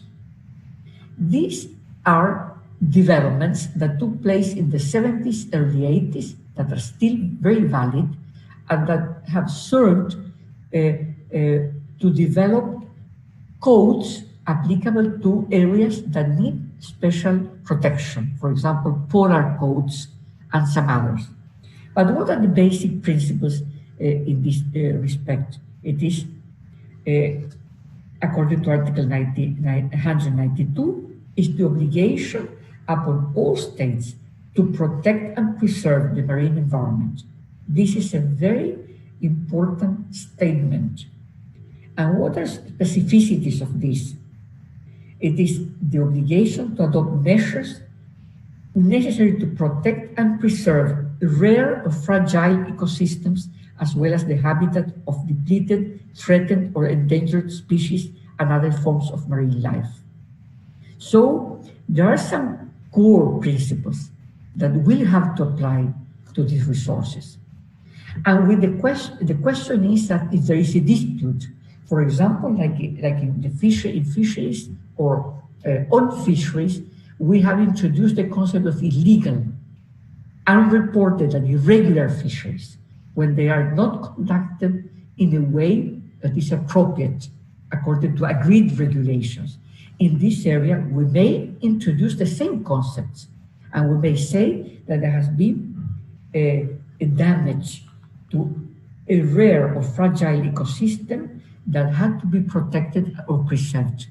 And then we may go, or we may be in the area of dispute settlement. It may happen in the future. So this is not only theory, this is a practical question.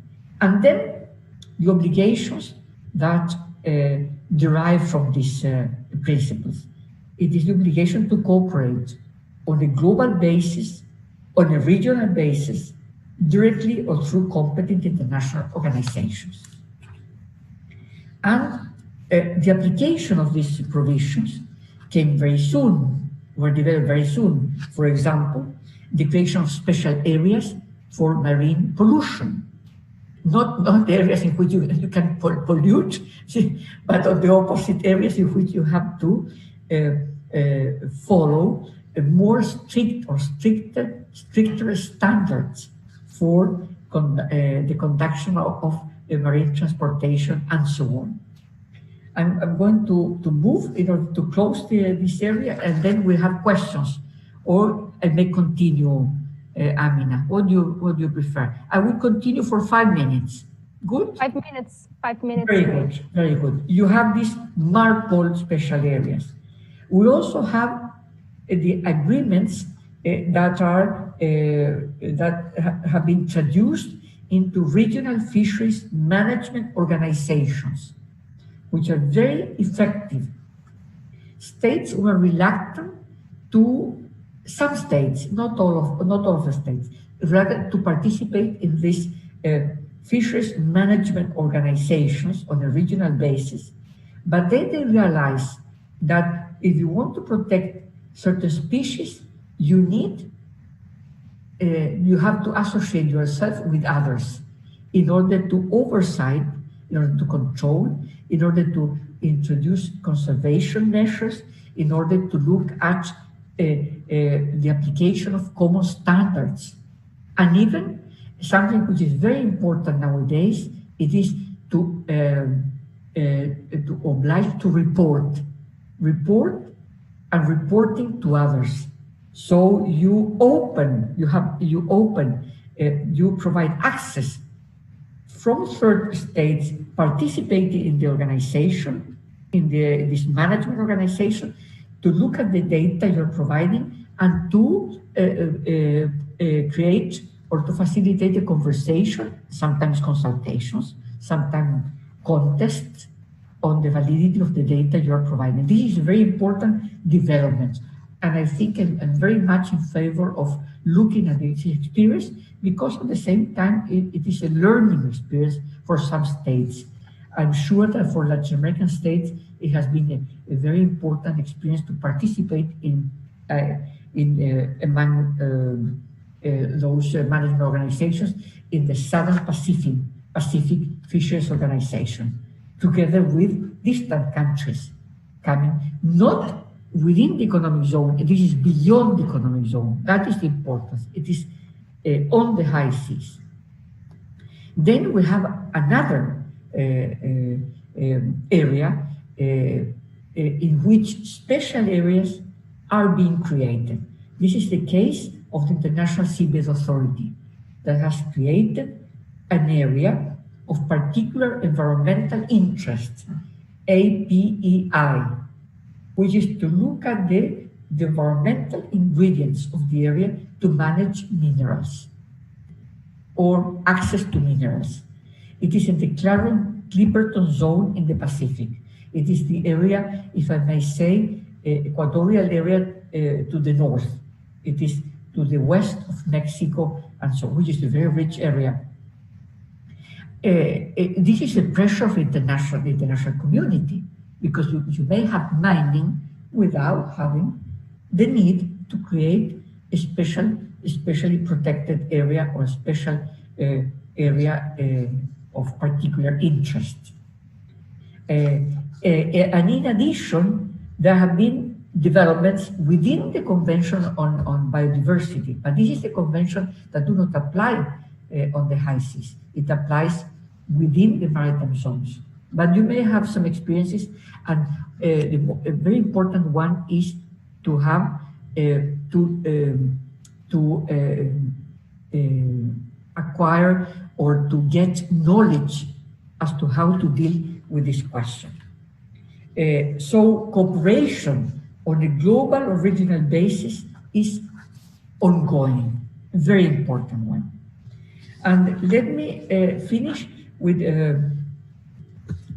two ideas regarding the question of the area code, the area with capital A, and the zone which is subject to special regime within the UN Convention on the Law of the Sea, and how it will interact, how it is interconnected with the subject we're going to deal with in the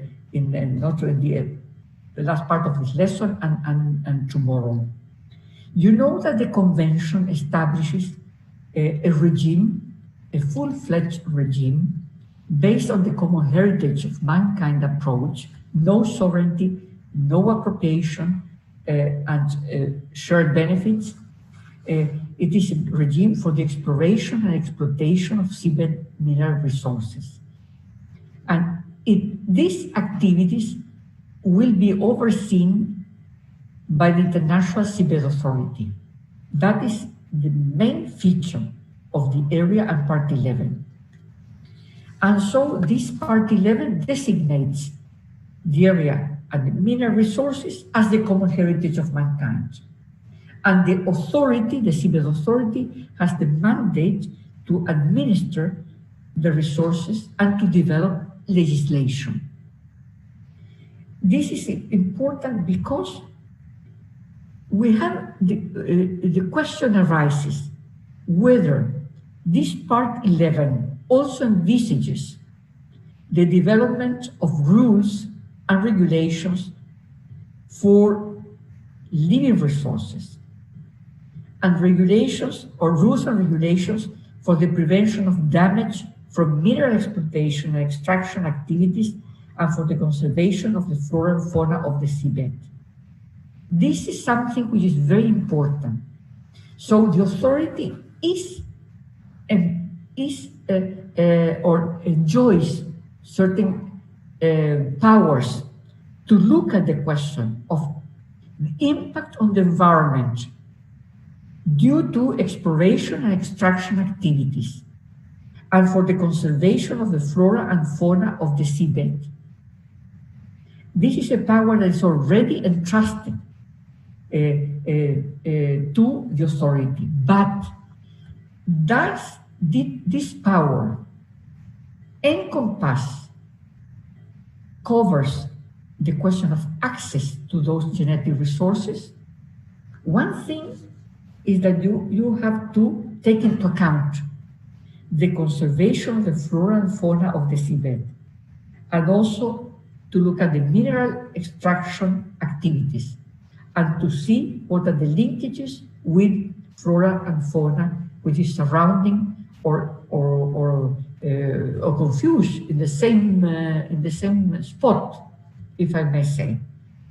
But the question is, does the authority also have the power to regulate and to establish measures and rules for access to genetic resources of the seabed? That was the core problem that ignited the discussion that was already in the 90s, when the early 2000s but late 90s, because the mineral activities took a slower path. So codes have taken longer and so on, because new knowledge, new actors, there was no economic interest and so on. But at the moment, the question of the existence of fauna and flora very intimately interrelated linked with minerals abundant in that area, arose the problem or gave rise to concerns what we're going to do. And this is something that gave place to discussions that have been very rich, and in the end, after some years, let us talk about more than 10 years. The decision was made to deal a separate negotiation within the UN, also having the umbrella of the UN, but separate from the seabed authority and its powers, not ignoring mining activities, but separate activities, a separate regime, and we're going to negotiate a new treaty that is a new regime emerging in the law of the sea. This emergence is being built nowadays. It is not ready. So we're going to look at the main feature of these negotiations in the second lesson, and I invite you to look at the provisions of the Law of the Sea Convention, especially Article 143 of the Law of the Sea Convention regarding marine scientific research, which is absolutely of paramount importance to give flesh, to give roots to the common heritage of mankind, because we are only going to have authorizations, one company exports and so on. That is a very poor common heritage of mankind. We need something more. So that flesh will be produced by looking at scientific research. And then we have also the question, another article of the UN Convention on the Law of the Sea, which deals with development and transfer of marine technology, which is very forgotten article at 266, which is very close to the subject we're going to look at in the future, in the next lesson. But we're going to talk about any subject regarding these topics or any additional topics you would like to raise now. So I'm open to having you. I'm going to stop this, stop share, and we already have the faces. Is it okay? Yes, thank you. Thank you, Professor. I hope it was clear. It was clear. Yes. We have a few questions here from the students. Very good. I'm going to start with this first one from Rodrigo. He asks, you addressed this argument about cooperation, so he wants to emphasize it, and he asks, is the regime of common heritage of mankind still efficient to deal with the seabed? Because he says, since I think it requires a high level of cooperation. And you mentioned at the end of your lecture now that there is a regime that emerges, right? Yes.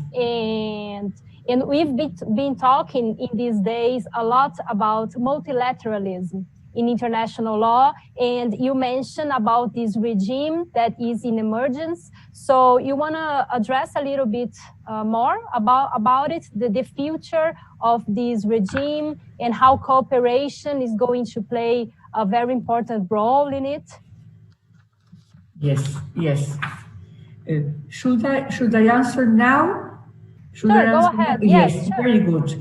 I'm going to tell you the following.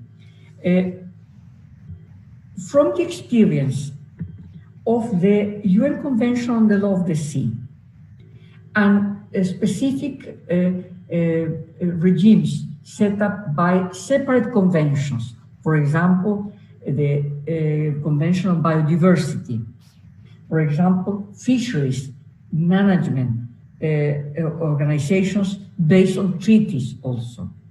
For example, FAO, genetic plants and animals treaty.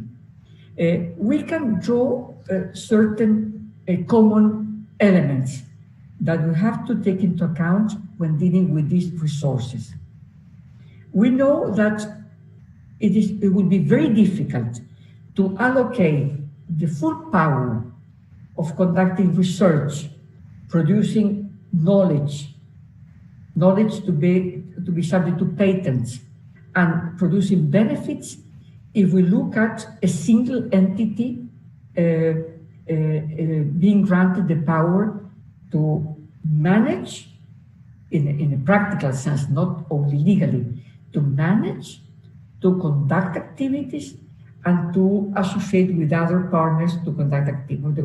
That will be very difficult because there have already been many activities being conducted, and we have to coordinate and to render coherent the whole current system. But what we will need is looking at good examples, or taking into account good examples that arise from the seabed mining, the Convention on Biodiversity, CBD Convention, and other conventions on marine pollution, for example, and so on, that are, to some extent, authorizing and restricting and controlling and subjecting activities to more strict standards and regulations.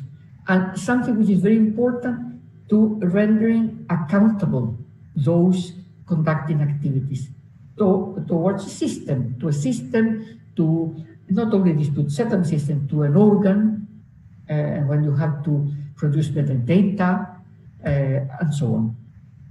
It is a positive, it is not only positive, it is good to look at this problem as an opportunity to have a multilateral regime that attracts many states, not only those wanted to have more. They do not have states. We need the have and the have-nots in the regime. A multilateral regime with a very strong concept of management or area-based management, with strong principles, and with a regime that aims at opening the result of scientific research to those that do not have the opportunity to conduct that scientific research. With due, for example, with due payment sometimes, but not depriving some states that are behind certain standard of development to be part of the system.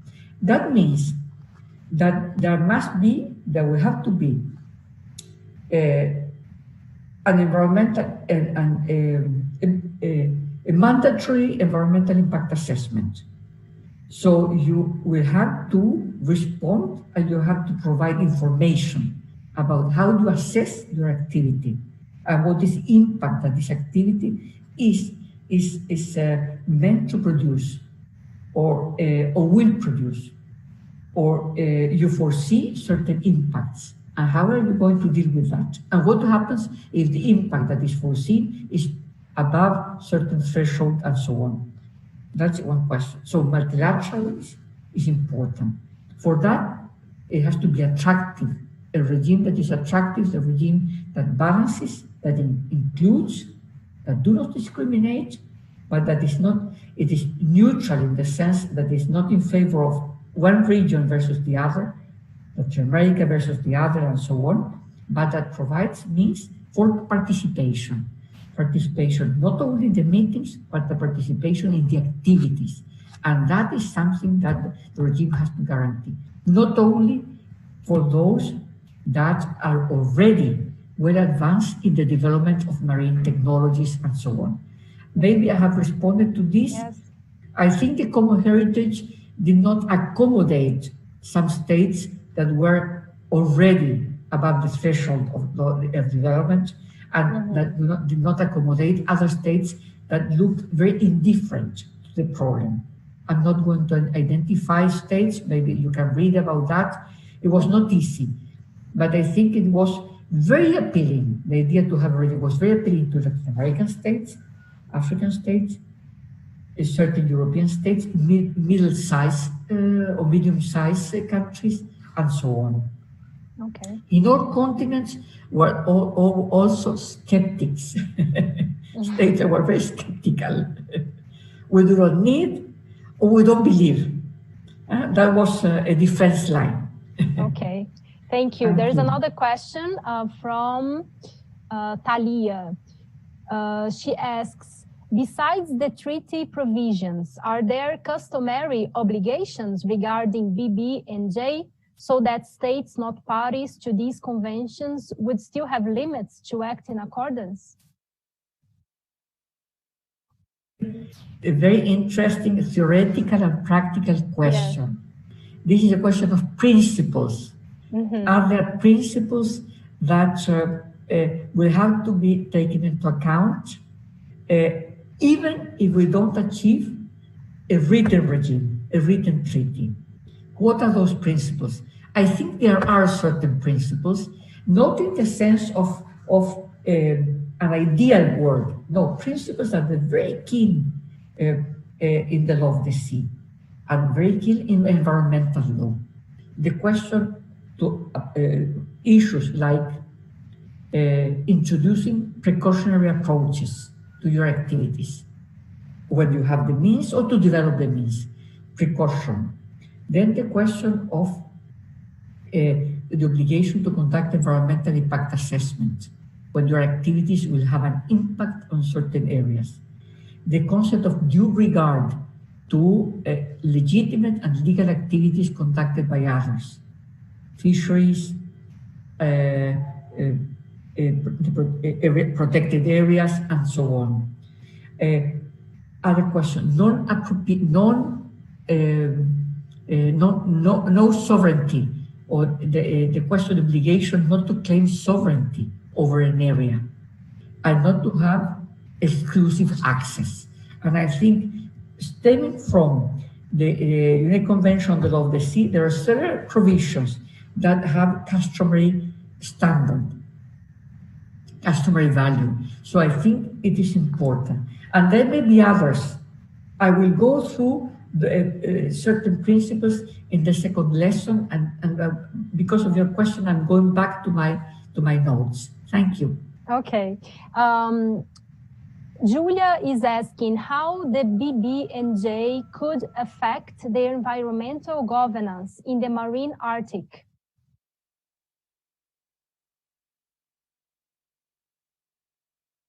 Another question, because the marine Arctic, according to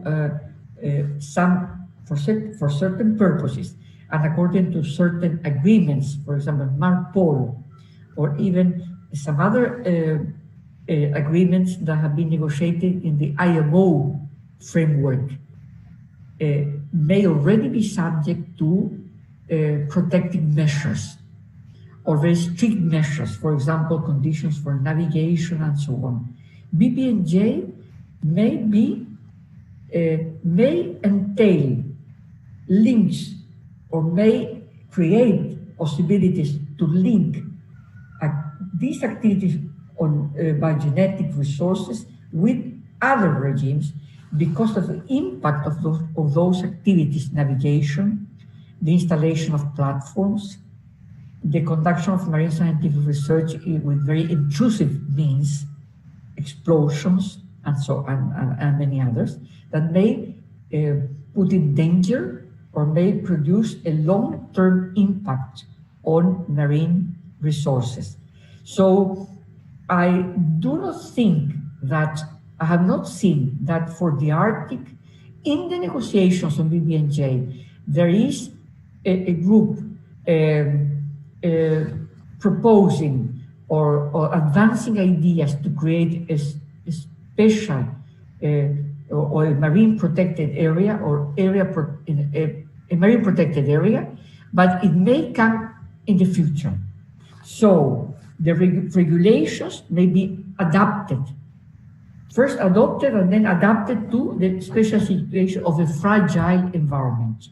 I have not seen so far, because what I've seen is that groups, the association of groups participating are, from a regional perspective, Latin Americans. There is a core Latin American group.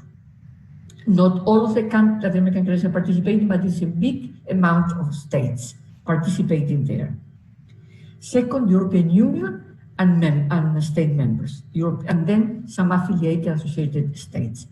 And then individual states.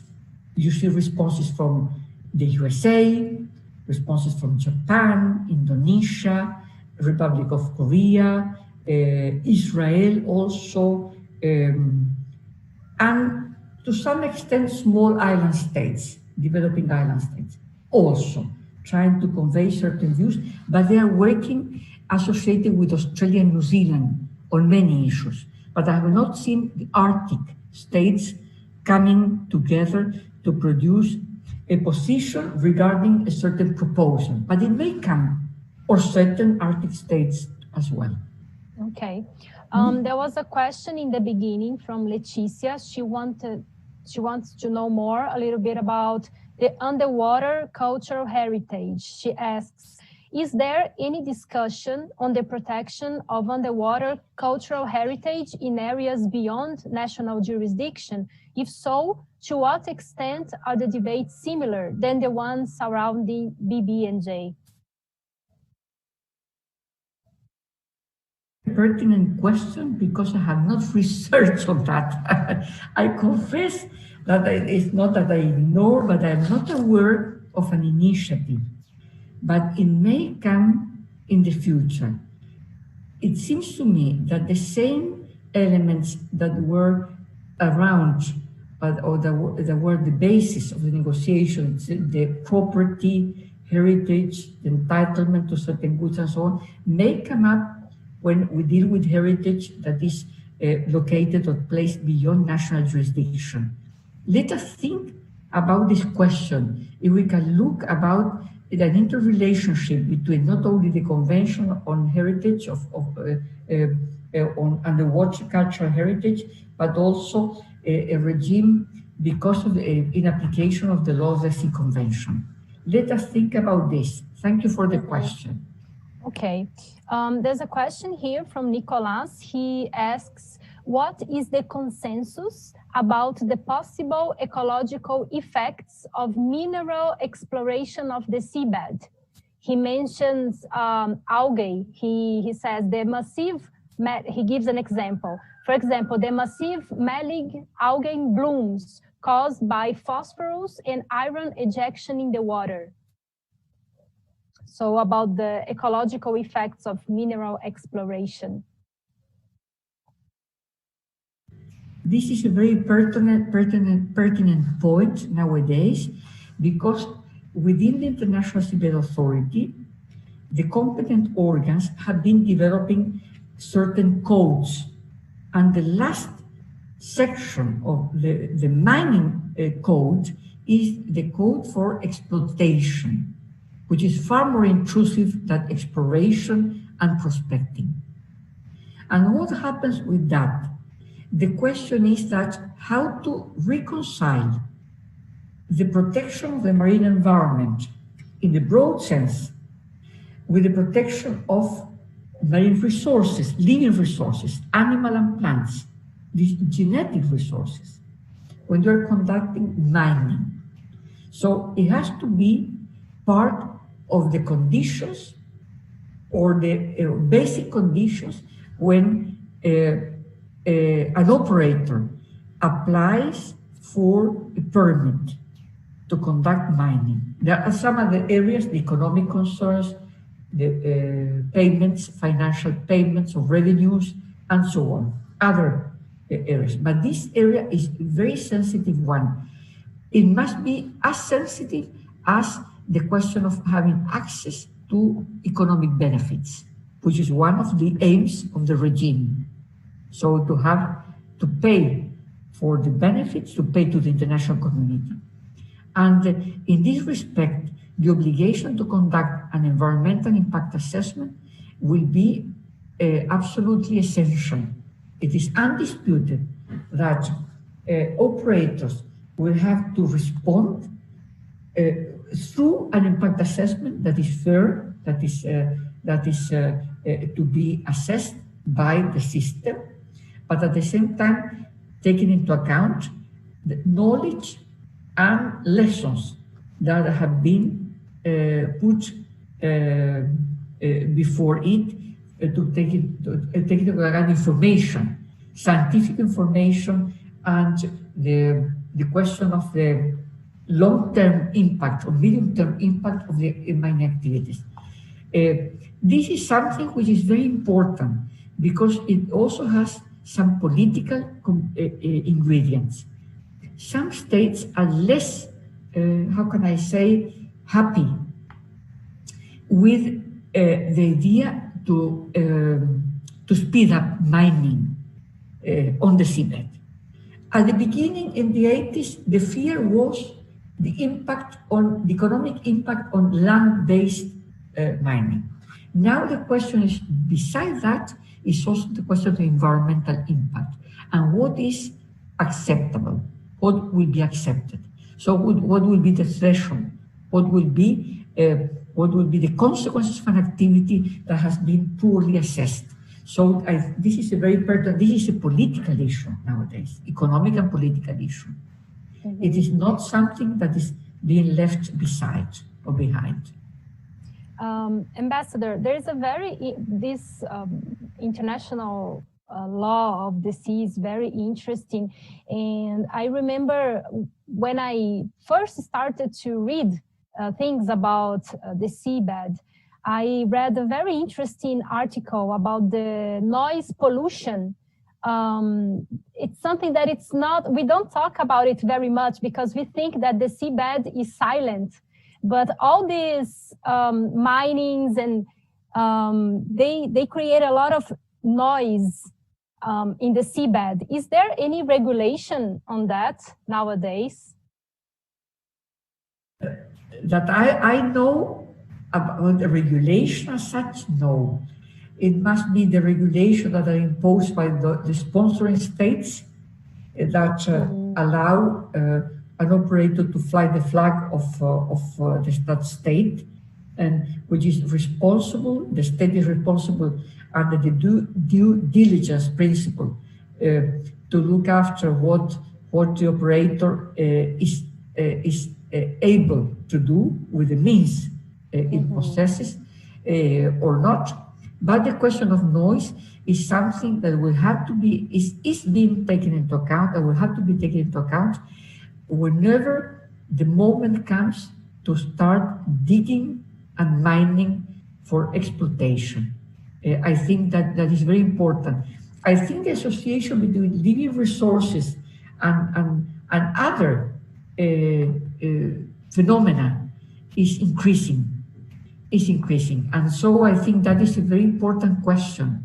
Although it looks innocent, noise, who cares about it affects a lot the marine life, right? Because they communicate through their sounds. And that marine life may be related to the lives of others. And those lives of others are related to human life at the moment. Yeah. Okay, we have 1 minute to close. Would you like, Ambassador, to share, because you mentioned the importance of international relations in the beginning. By your experience, would you like to share a little bit about your experience being an ambassador and the importance of it for Chile and your work? Well, yes. Let me tell you the following. I have a multifaceted, multifaceted life. I have had a career that has gone through different areas, looking at different subjects, some of them more related to relations with the neighboring countries and so on. But since I've been here in the Netherlands, that it has been for a while, I have had the opportunity to follow certain issues that in Chile I was not close to. For example, the BBNJ negotiations. Why is it this? Because I'm equidistant from the core group dealing with the subject, and also the mission that is following the language discussions, the agreements, practical and non-practical agreements that have shaped these negotiations. So in that respect, I have been able to look at the question from a diplomatic and political perspective. Should we be more involved in the negotiations? What are the interests we want to project? What will be our partners? In what kind of partnership we are? And at the same time, looking at the law of the sea in its pure stage. This is the application of the convention. What are the problems? The question that were raised today, environmental obligations, how to prevent, how to relate this subject with environmental regulations that have been negotiated in separate settings and so on. And in this area, I have found that it was very attractive to combine these sensitivities, the diplomatic and political ones, based on law, but also the development of international law of the sea. Because this is a test for the law of the sea. I think the main test will be the mining, the seabed mining regime. Mm-hmm. Will it be successful, or it will only be pure theory in the near future? But this is more than theory. This is a practical question. There is access that is ongoing. There is freedom of scientific research. Marine genetic research on genetic resources. There are developments going on. There are investments going on. We're not going to stop that. We don't want to prevent that to continue, but we would like to apply certain mechanisms, certain tools, sometimes people say, or certain measures, states say, in order to render more inclusive those activities and to produce benefits. So this is something that is very attractive because this is law creation at the same time. Yes. I have not been directly negotiating, I have been following. And I have also been following the question of the relationship between this regime that will be all-encompassing with specific regimes that may be enforced, for example, on fisheries conservation, Antarctic norms, the marine living resource, Antarctic marine living resources regime, and so on. So this is more or less the approach. Thank you for sharing with us your personal experience. So we are closing for today. I want to thank the ambassador again for your time. And the students will be able to make more questions tomorrow. Thank you very much. Yes. Okay. Well, thank you very much. Even further questions, if they want to send me an email. Okay, that's perfect. Thank you very much. I'm going to leave the meeting. Okay. Bye-bye. Thank you. Bye-bye. Thank you, everybody. To all the students, we wish a good day of rest so we can continue tomorrow. Yes. A long day. Bye-bye. Thank you.